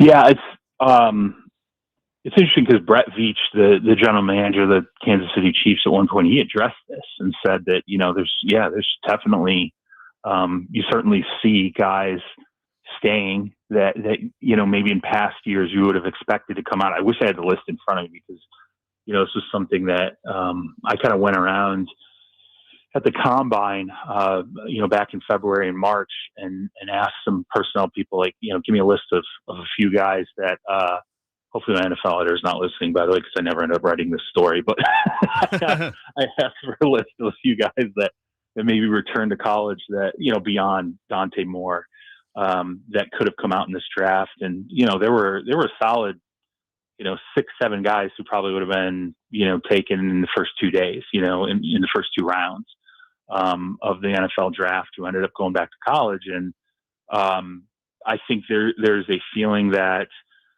yes, maybe it'll be limited, I think, still somewhat on the front end. I think if guys feel like they're first round picks, they're still going to come out in these drafts, because you have agents who are like, yeah, look, you can stay for NIL and that's great and everything, but the faster you get your clock started on the NFL level, the faster you get to your first deal. And like, if you really want to sit down and lay out the financial basics of it, I expect you, this is what agents pitch, I expect you to be a 2 to 3 contract player in the NFL, realistically. And if we compare what you're going to be earning, at your height toward the end versus the NIL you're going to, earn at the beginning, the financial disparity is immense, particularly nowadays when the salary cap is moving in the direction that it is, and every position is spiking financially. That's the pitch that a lot of agents are going to make. Now, I think in the latter rounds, it becomes a little more interesting, because you will have, players that think to themselves, well, I want to take this shot. I'm talking to, the NFL's advisory committee, or maybe, we have ties to NFL front offices. We've asked them, where am I going to go? And I think if you're getting, a spectrum of assessments, it's not just in the, day 1 or day 2.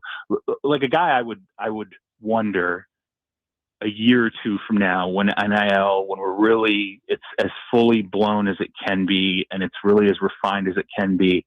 It's like a Quinn Ewers who ends up going at the tail end of a draft. I almost wonder now if there's a better process in place where it's like, look, don't do it now. He shouldn't have. Like, stick around, because look, at the very least, you could improve your draft position from, the 7th round to the 4th, which is a big deal. Seventh round picks are cuttable. Fourth round picks are not cuttable in this day and age in the NFL, at least not, coming out of camp. And then on top of that, you're going to earn a ton of NIL money on top of it. So I do think from the latter rounds, we will definitely see it suck, quite a few players out. And as you said, PK, I mean, we've seen the instantaneous impact. Brett Veach, other front office people have admitted, like, yeah, we're not going to see the flood of underclassmen maybe the way that we have in the past. Instead, what they're doing is people who might enter the draft are saying, well, I'll just go into the portal and I'll find not only money, but a better situation. So while I might be a third to fourth round wide receiver right now, I'm going to transfer to Notre Dame this year or Texas Tech or wherever. And I'm going to, I'm going to turn myself into the next KC Concepcion, and I'm going to become a top 20 pick, in the NFL, or top 25 pick, by simply transferring and playing out, one last year of college football and really maximizing what that horizon looks like for myself. All right. So I thought Travis Hunter was just going to play corner with the Jags. I guess. Where did I get that impression? This is the problem. Sometimes, just someone will say something, but it came from like a fake Adam Schefter account or something. So you're telling me that no, because the Jags are out here saying, oh, he's going to play about it. First of all, he should play corner, and then here and there you mix him in, you give him a play. But like that's what it should have been from the start. What is their actual plan with him? Well, so first off, I mean, it was reported by a few people, and I think like maybe Ian Rappaport might have been the first to really kind of broach this. The first to get it wrong? It was never a, and I'll Ian, and there were other follow-up reports as well. It was never he's shifting completely corner. Like, it was nobody came out and said that. It was this is, the concentration. They want to concentrate more on him shifting to corner. That's going to be his quote unquote primary position.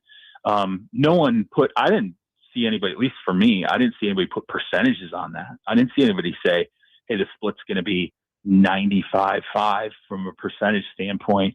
I think it was made clear by anybody who kind of understood the situation was they want to put more of an emphasis on him playing the cornerback position.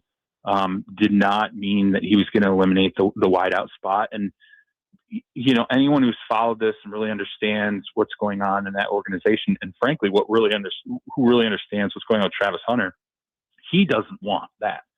And I think part of this right now with the Jaguars, Liam Cohen, the head coach, James Gladstone, the general manager, have come out in the last 24 hours and said, well, the plan's the same, and, we were going to use them as much as possible at both positions. And I think part of the reason they're leaning into that is because that's what Travis Hunter wants. He does not want to shift primarily just the cornerback and, as like a 99% position for himself. He wants to continue to try and play both ways. Now, there's some intellectual dishonesty here because, the Jaguars are out here saying, well, we want to play him as much as humanly possible at both positions. Well, yeah, listen to what they say. There's a lot of room for interpretation and adjustment as they go. I think ultimately where they're going to land on this and what they're trying to skirt around saying right now is that for the most part, a lot of his energy is going to be shifted to corner. They'll still continue to try and work him in as a wide receiver in spots, but the injury rehabilitation on his injured knee is going to play a lot into this. And then, just the mental load of having to get himself, where he needs to be a high level corner is going to impact, how much he plays on offense. But I don't think, while they seem to be sort of suggesting it, I don't think this idea of him playing, 80, 90 snaps a game, is realistic, particularly coming off the injury. I think they know they have to be, careful here because it was a non-contact thing. When he blows out the knee, they know the snap count he entered the NFL with, and they're just going to have to adjust themselves to it. But I also think they heard, I hate to say this, but I do believe that they heard the overwhelming amount of criticism that was like, well, if he's not going to play both these positions, why on earth would you take him with the number 2 pick in the draft? Why would you trade up the way that you did and put all the draft capital into him if ultimately you're going to bail on this after one season? So I think they're trying to do the best they can to manage kind of how this is viewed outside, and then also manage how it's viewed by Travis Hunter, because it's, you know, part of this is what he wants too. And sometimes players can be a little bit stubborn about it, but this is not going to be anybody who had these, you know, pipe dreams of him being like an 80 snap player in the NFL every single game from a defensive to offensive standpoint. I don't think that's happening. Russell Wilson says he's got an offer from the Jets. Sounds like CBS is interested. Why is CBS interested? Why are the Jets or CBS interested? Yeah, this guy's such a phony. Why do people want to see him on TV? Why do TV executives think people want to see him on TV? Explain, yeah, I mean, you can explain. I don't want to say he's a phony, PK. I'll let you. I'll say it. I'll let you have that line. But I did my what I've always told people about Russell Wilson, I was like, this is the vending machine of interviews. Like, you ask him a question, he presses C3, and he gives you the answer that has been preloaded, and along with a payday. Yeah, and so like I view it from that prism where I'm like, and all the times in my career that I've ever spoken to Russell Wilson, have I thought to myself, you know, well, he can be a great TV analyst. Now, he did. I'll say this, and I might be remembering it wrong.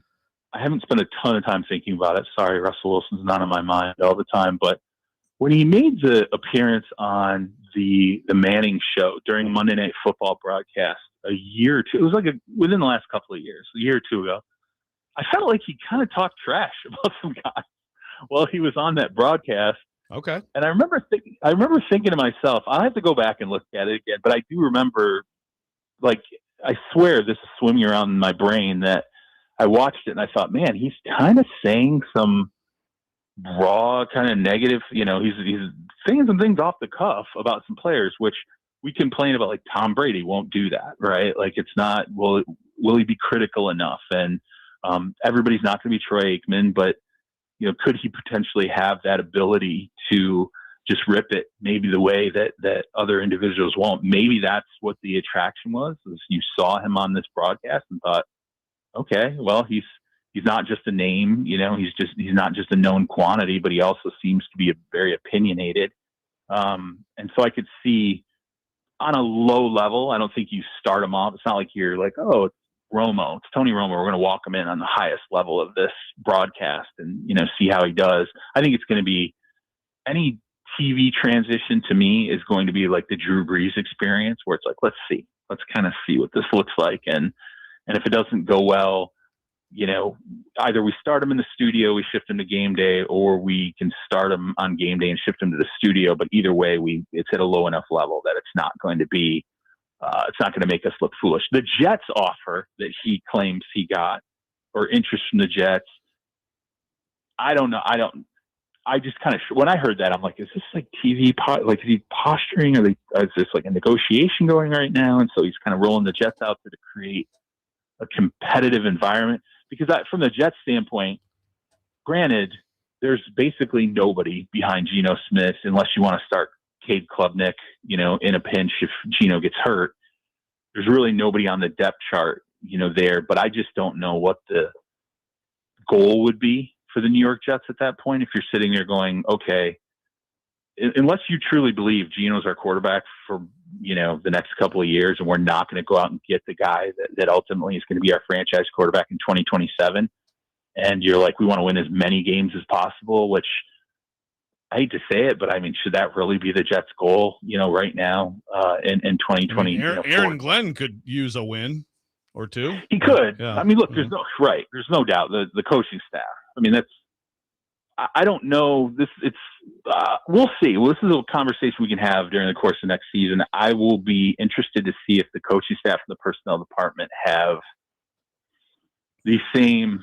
It's not like the personnel department wants to lose, but they know we have a ton of draft capital in the first round in 2027. This should be a loaded class. And if we're going to have an opportunity, and by the way, we you know, we passed up on it in this last draft. Like, we're clearly aiming to 2027. Cade Klubnik is not resolving anything. They're aimed toward resolving it in the 2027 draft. I don't know that you're sitting there going, well, let's go out and win 12 games. And let's, we've got, multiple first rounders. So we'll just package all those. I don't think that's the way that organization's thinking. I think they think like the Browns, frankly, the Cleveland Browns. I think they feel like both those franchises feel like we've got another major off season of work coming after this one. And that includes the draft, that includes free agency. So I'll be curious to see if the coaching staff and the front office are 100% aligned on what the goal of the 2026 season ultimately is as it pertains to the rest of the franchise's runway. Talking to Charles Robinson, Yahoo Sports. Last thing for you, Charles. Mike Vrabel. Anything going on with him? I have no nautical related questions for you, but just strictly on the tampering front, because I know the NFL said, we're not looking at anything, but do you think that changes at any point? Is there, because that would be the one thing as it relates to the NFL that you could see people being interested in looking into in terms of, information about trades or teams offering this or that, stuff like that. Look, I know that is certainly on social media. I know that is a very, very hot topic, the tampering end of this, right? Like, did somehow Mike Vrabel tamper with A.J. Brown or, other individual players through his, personal or private or professional, whatever you want to call it, relationship with Diana Rossini? Like, is there some kind of link here that somehow creates framework for tampering? I don't think they're anywhere. The thought process. Well, I know it's a lot of dot connecting right now and how it quote unquote seems. I don't think it's anything close to any territory the NFL could take any kind of action. You'd have to have something very, very tangible, some plan in place, some conversations that occur between the two. The NFL is not trending toward any involvement in that. Let's start pushing Mike Vrabel to see, think of what you would have to ask Mike Vrabel at this point for the NFL. Let me see your phone records. Let us start going through your phone records to see what conversations you're having about NFL players on other teams. And let's see if you're, somehow trying to functionally disrupt other teams on rosters and manipulate, what players and other teams are thinking about your organization through a reporter. I get, the standpoint of people looking at it like that and thinking that's where this story is going to go next. I just don't think, I haven't gotten any sense whatsoever that the NFL has any appetite to get into what appears to be the personal lives of two individuals who are going to ultimately want, obviously Diana's career and everything that happened with the Athletic and all that. That's one landscape that she's going to have to deal with. And then, Mike Vrabel, I think, is going to have to deal with the Patriots and ownership about, are you the same guy you are? Are you coming to work every day, the way you were before? Has anything changed in terms of how you coach the team? Is it becoming a distraction? Okay, Drake May now has talked about this twice, about having to talk about whether you're a good guy or not.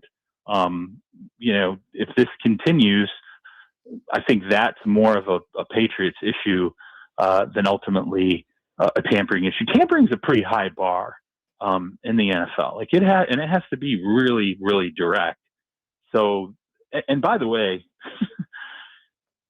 a lot of coaches, a lot of general managers, and PK and Joe, you can both speak to this because we've all been on some end of this dealing with NFL teams. They make a lot of comments to us. Right. And we shape a lot of reporting based on, and this includes players not necessarily in your organization, based on, assessments or evaluations or how they viewed a player in a game or whatever. So, where's the line, right? Like, am I helping a general manager to tamper if I'll give you a great example. Justin Fields. When Justin Fields was a member of the Bears, I called around when it was clear he was going to get traded, called around to a bunch of front offices. And I said, talk to GMs, senior level personnel people. And I said, shape up what his trade market is, and let's talk about him as a player. And I wrote a big story about that. Now, technically, could that not be tampering on the part of a multitude of these teams? Because I had GMs talking about what he was like as a player, what he would get on the trade market, the attractiveness of him leaving the Bears and going somewhere else for a fresh start. Certainly, I think if people wanted to say that was tampering, I mean, you could say, well, geez, he's affecting. What if the player reads this? What if Justin Fields reads this, or his agent reads this, and all of a sudden he knows, hey, there's a couple of teams out there, including one in the AFC North, that really liked him, really loved him in the draft, really think he's a great player, just needs a reboot. Let's get him off the Bears. And Justin Fields is like, I got to get out of here now. Maybe this isn't the best place for me. It's a sliding scale here. I mean, I'd ask you guys, do you feel like if you've ever spoken to a general manager or a head coach and they tell you something about another player and that works into the, a piece you write, do you feel like you're tampering with that player, or do you feel like you're just laying out the realities of real fast here because we got to go. But the tampering aspect would be like, it would truly be like, to me, and this is what people are speculating, purely like you said, social media, but like, a team wanted this guy, was going to give this much for this guy, and it's BS, right? Like that's what social media is suggesting, intentional manipulation. Like it's not like there's actually not False. a source saying that, right? So yeah, but no, I mean it's an interesting discussion. But yeah, I mean I think you make a good point. Like any sort of conversations like this, in theory, could be you're sort of shaping the narrative around something. Yeah. There's a lot of gray area. I see people trying to take the story to the next wherever it's going to go, and then we end up with a boat. So I mean, right? It's just, exactly. Yeah. Charles Robinson, Yahoo Sports. Thank you, my friend. Appreciate it, and we'll keep fighting the good fight and eating pies. Thanks. Stay away from pies this weekend, guys. No more pies. All right. Thanks, Charles. We come back. We will react to Charles Robinson, Robby and Rexrode, 102.5 The Game. I lost control.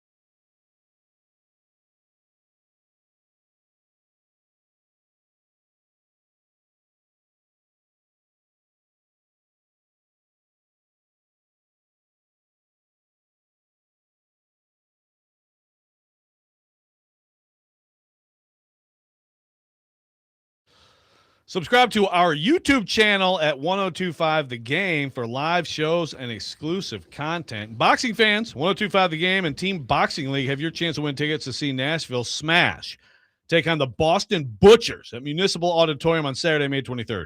16 rounds and 16 fighters each go at it for one round of nonstop action. Text the keyword FIGHT, F-I-G-H-T, to the game text line at 615-737-1025 now to enter for your chance to win. Welcome back in, Robby and Rexrode, 1025 The Game. Is your computer on again, Paul? I think you're leaving your computer on and creating sounds that go into the show. I don't know what you're talking about. Old man yelling at keyboard.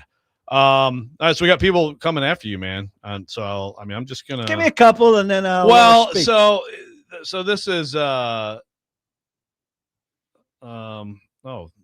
me yelling I lost control made the show. That's it did. Great. Yeah, that was a good job. Wonderful.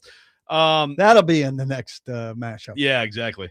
So, Swedish Dance Party YouTube says media police Paul very quiet on this front. I guess the Rossini Vrabel story. And then a little back and forth about like this whole thing, the insider thing. I mean, it's, again, it's like it is. The whole thing is, this is obviously a huge situation that's just every day I feel like I'm bracing for something else. TMZ is now all over this. There's going to be more that comes out. And I think what Charles said is exactly right. Like there's a real question, I think, about tolerating this, and is going to keep happening, and more comes out. So at what point does that affect Vrabel and or the Patriots? But the media policing, I think people want to. There's people on social media who think like there's like a cover up on this, or people don't want to talk about it. Some of these things I don't really like. To me, they have no bearing on this show or anything. Let me be clear, because people keep acting like I haven't talked about it, and I have. And Swedish Dance Party knows this. He's a smart guy, and he's regularly in my podcast. Oh, Swedish Dance Party. Well, okay. He's regularly in my podcast. Okay. And I take his questions. So I'll do this again for the sake of people who have missed it. I don't feel it's and many of the media issues that I address on social media or on my podcast. I don't write about them. So obviously loaded with ethical concerns here. What she appears to have done is, beyond anything that is appropriate. I'm not into people's personal lives until it affects their work. It obviously affects her work from my standpoint of being media police, and is, completely inappropriate. And she suffered a major consequence from it. It doesn't affect his life in terms of winning and losing games, which is where he is judged. He obviously won a lot of games over the course of this, especially most recently when it went to the highest level in Sedona, where he was coming off an incredible turnaround season and an unexpected Super Bowl run. But it does affect his job, in that part of his job is dealing with the media, expected to be at least on some balanced and fair level. And there's every reason to suspect that as he was entangled in this relationship, and as we've seen how tweets match up and some of her reporting matches up with things, that was not the case. In terms of the bedroom judgment and the personal life things, that I don't care about that until it affects the job. All right? Yep. If I'm not adequately discussing it for you, here's why. And I've said this very clearly on a recent edition on the Friday night of the draft on my podcast. Jen Vrabel and the Vrabel boys, big victims in this. No question. There's people taking, real quick, let me interrupt. There's people taking pictures now of Jen Vrabel like out at like a store. It's just awful. And I'm not surprised, but that is the outcome of this. That is someone who absolutely does not deserve any of that crap. It's awful. Kevin Rossini, or Kevin, whatever his name is, her husband, I think, is Kevin. Big victim in this. And their two little boys, probably the biggest out of any of this. I've jokingly said, after those people, I think I'm the next biggest victim, because I'm the biggest news hunter on the Titans beat, and I stand toe-to-toe with anybody, including the Nationals, and take them on, and I think I do pretty well. I think I've done pretty well. But once the stuff from 2020 came out with them holding hands in a New York City bar, the worst presumptions that people had that I did not make, as a friend of Diana's, as a friend of a lot of female reporters who I give the benefit of the doubt to when people throw accusations at them that are unproven. But once that comes out and you see something was going on during his Titans tenure, I wasn't fighting on even footing.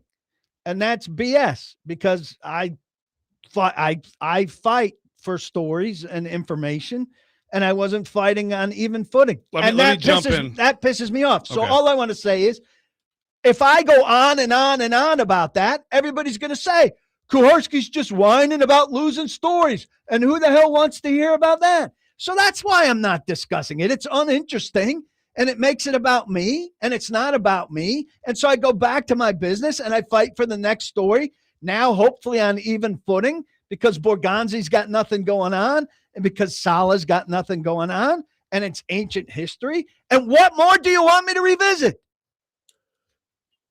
I'll say one thing about what you just said there, which it's fine. I get what you're saying.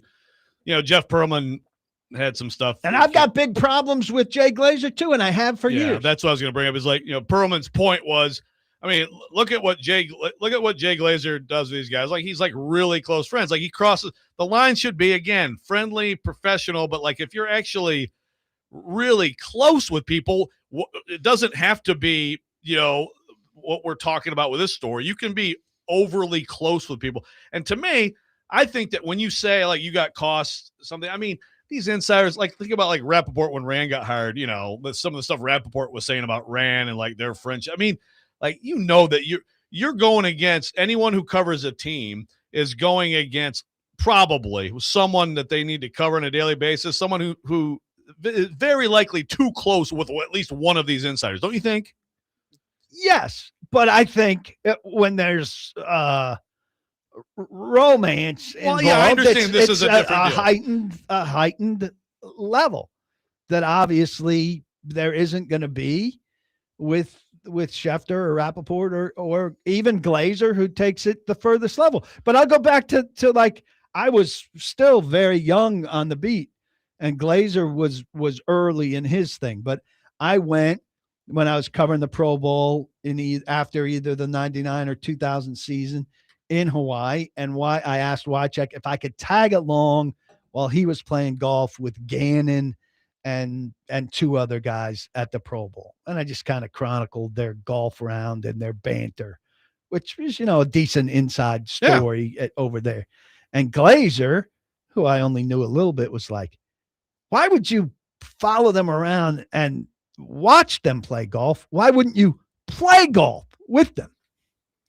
And that was kind of the beginning of the like, oh, well, you're doing it different than I intend to do. You should be there. Yeah. Well, I would say, I guess you could. That could have been the story too. Like if you were especially bad or something. But yeah, I mean, I know what but you're I saying. never thought to say, yeah, hey, I should be inside with you with the Pro Bowlers. I'm not just a fly on the wall. I'm one of you. I'm a fly. Yeah, I'm not a fly on the wall. I'm a fly in the golf cart.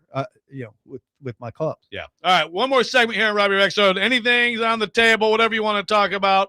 Robby and Rexrode, 102.5 The Game.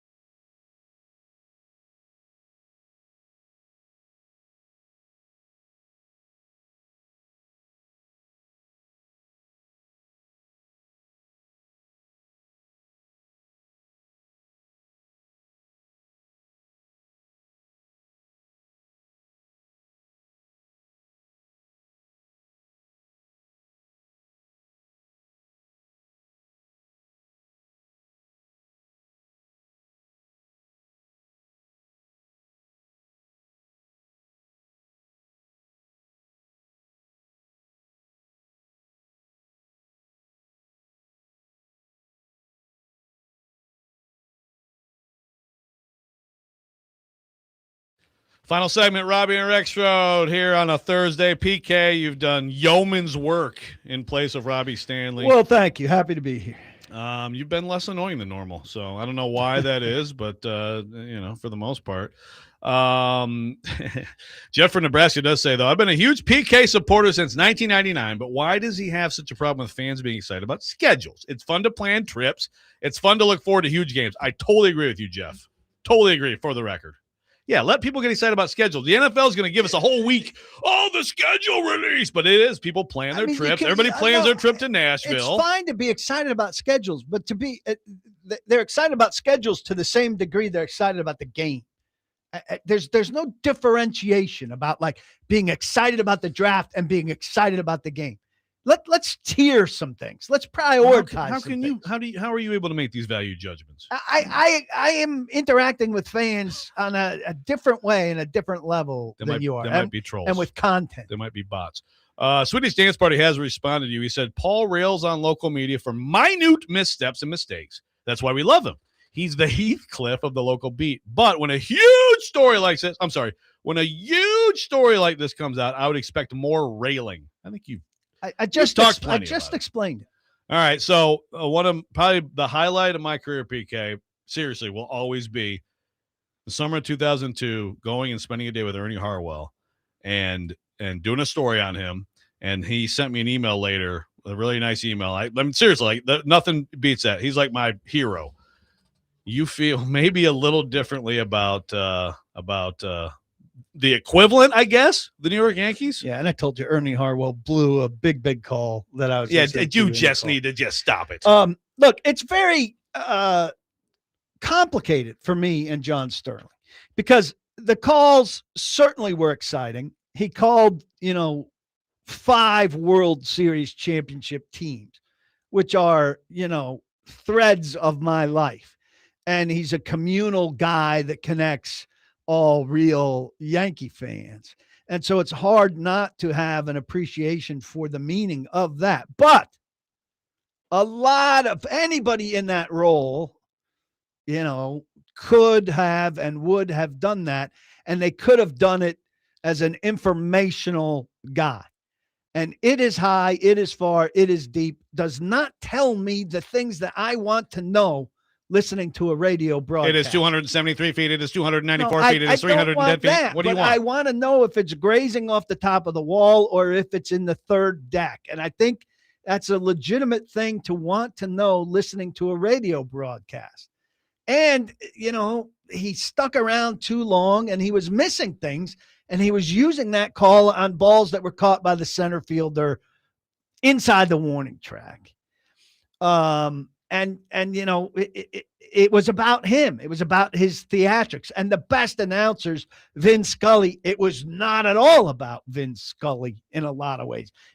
It was about Vin Scully because Vin Scully was such a good storyteller. Yeah. It was about the story. Yeah, Vin and Ernie very similar. Yeah, you go ahead and lump them in if you want. I'm going to make it about Vin Scully. I'll easily lump them in. And so, I watched all the highlights and listened to all of it. And yeah, it gives me chills to see him calling those home runs, but it's because of the moments and the calls attach themselves. It's not as natural as it is with a lot of other great people that had that job. And I think the Yankees had a lot of good radio people. They went through Hank Greenwald and Tommy Hutton right before, and they were scrambling. They changed it 5 times before they got to Sterling. And then that's the guy that got to do it for 39 years and 5,000 games. And I just don't think it was the greatest. So I respect the guy and I respect what he meant to the organization. But man, did he really just luck out in terms of being the guy that got to do it. All right, real quick, what's coming up next at paulkuharsky.com?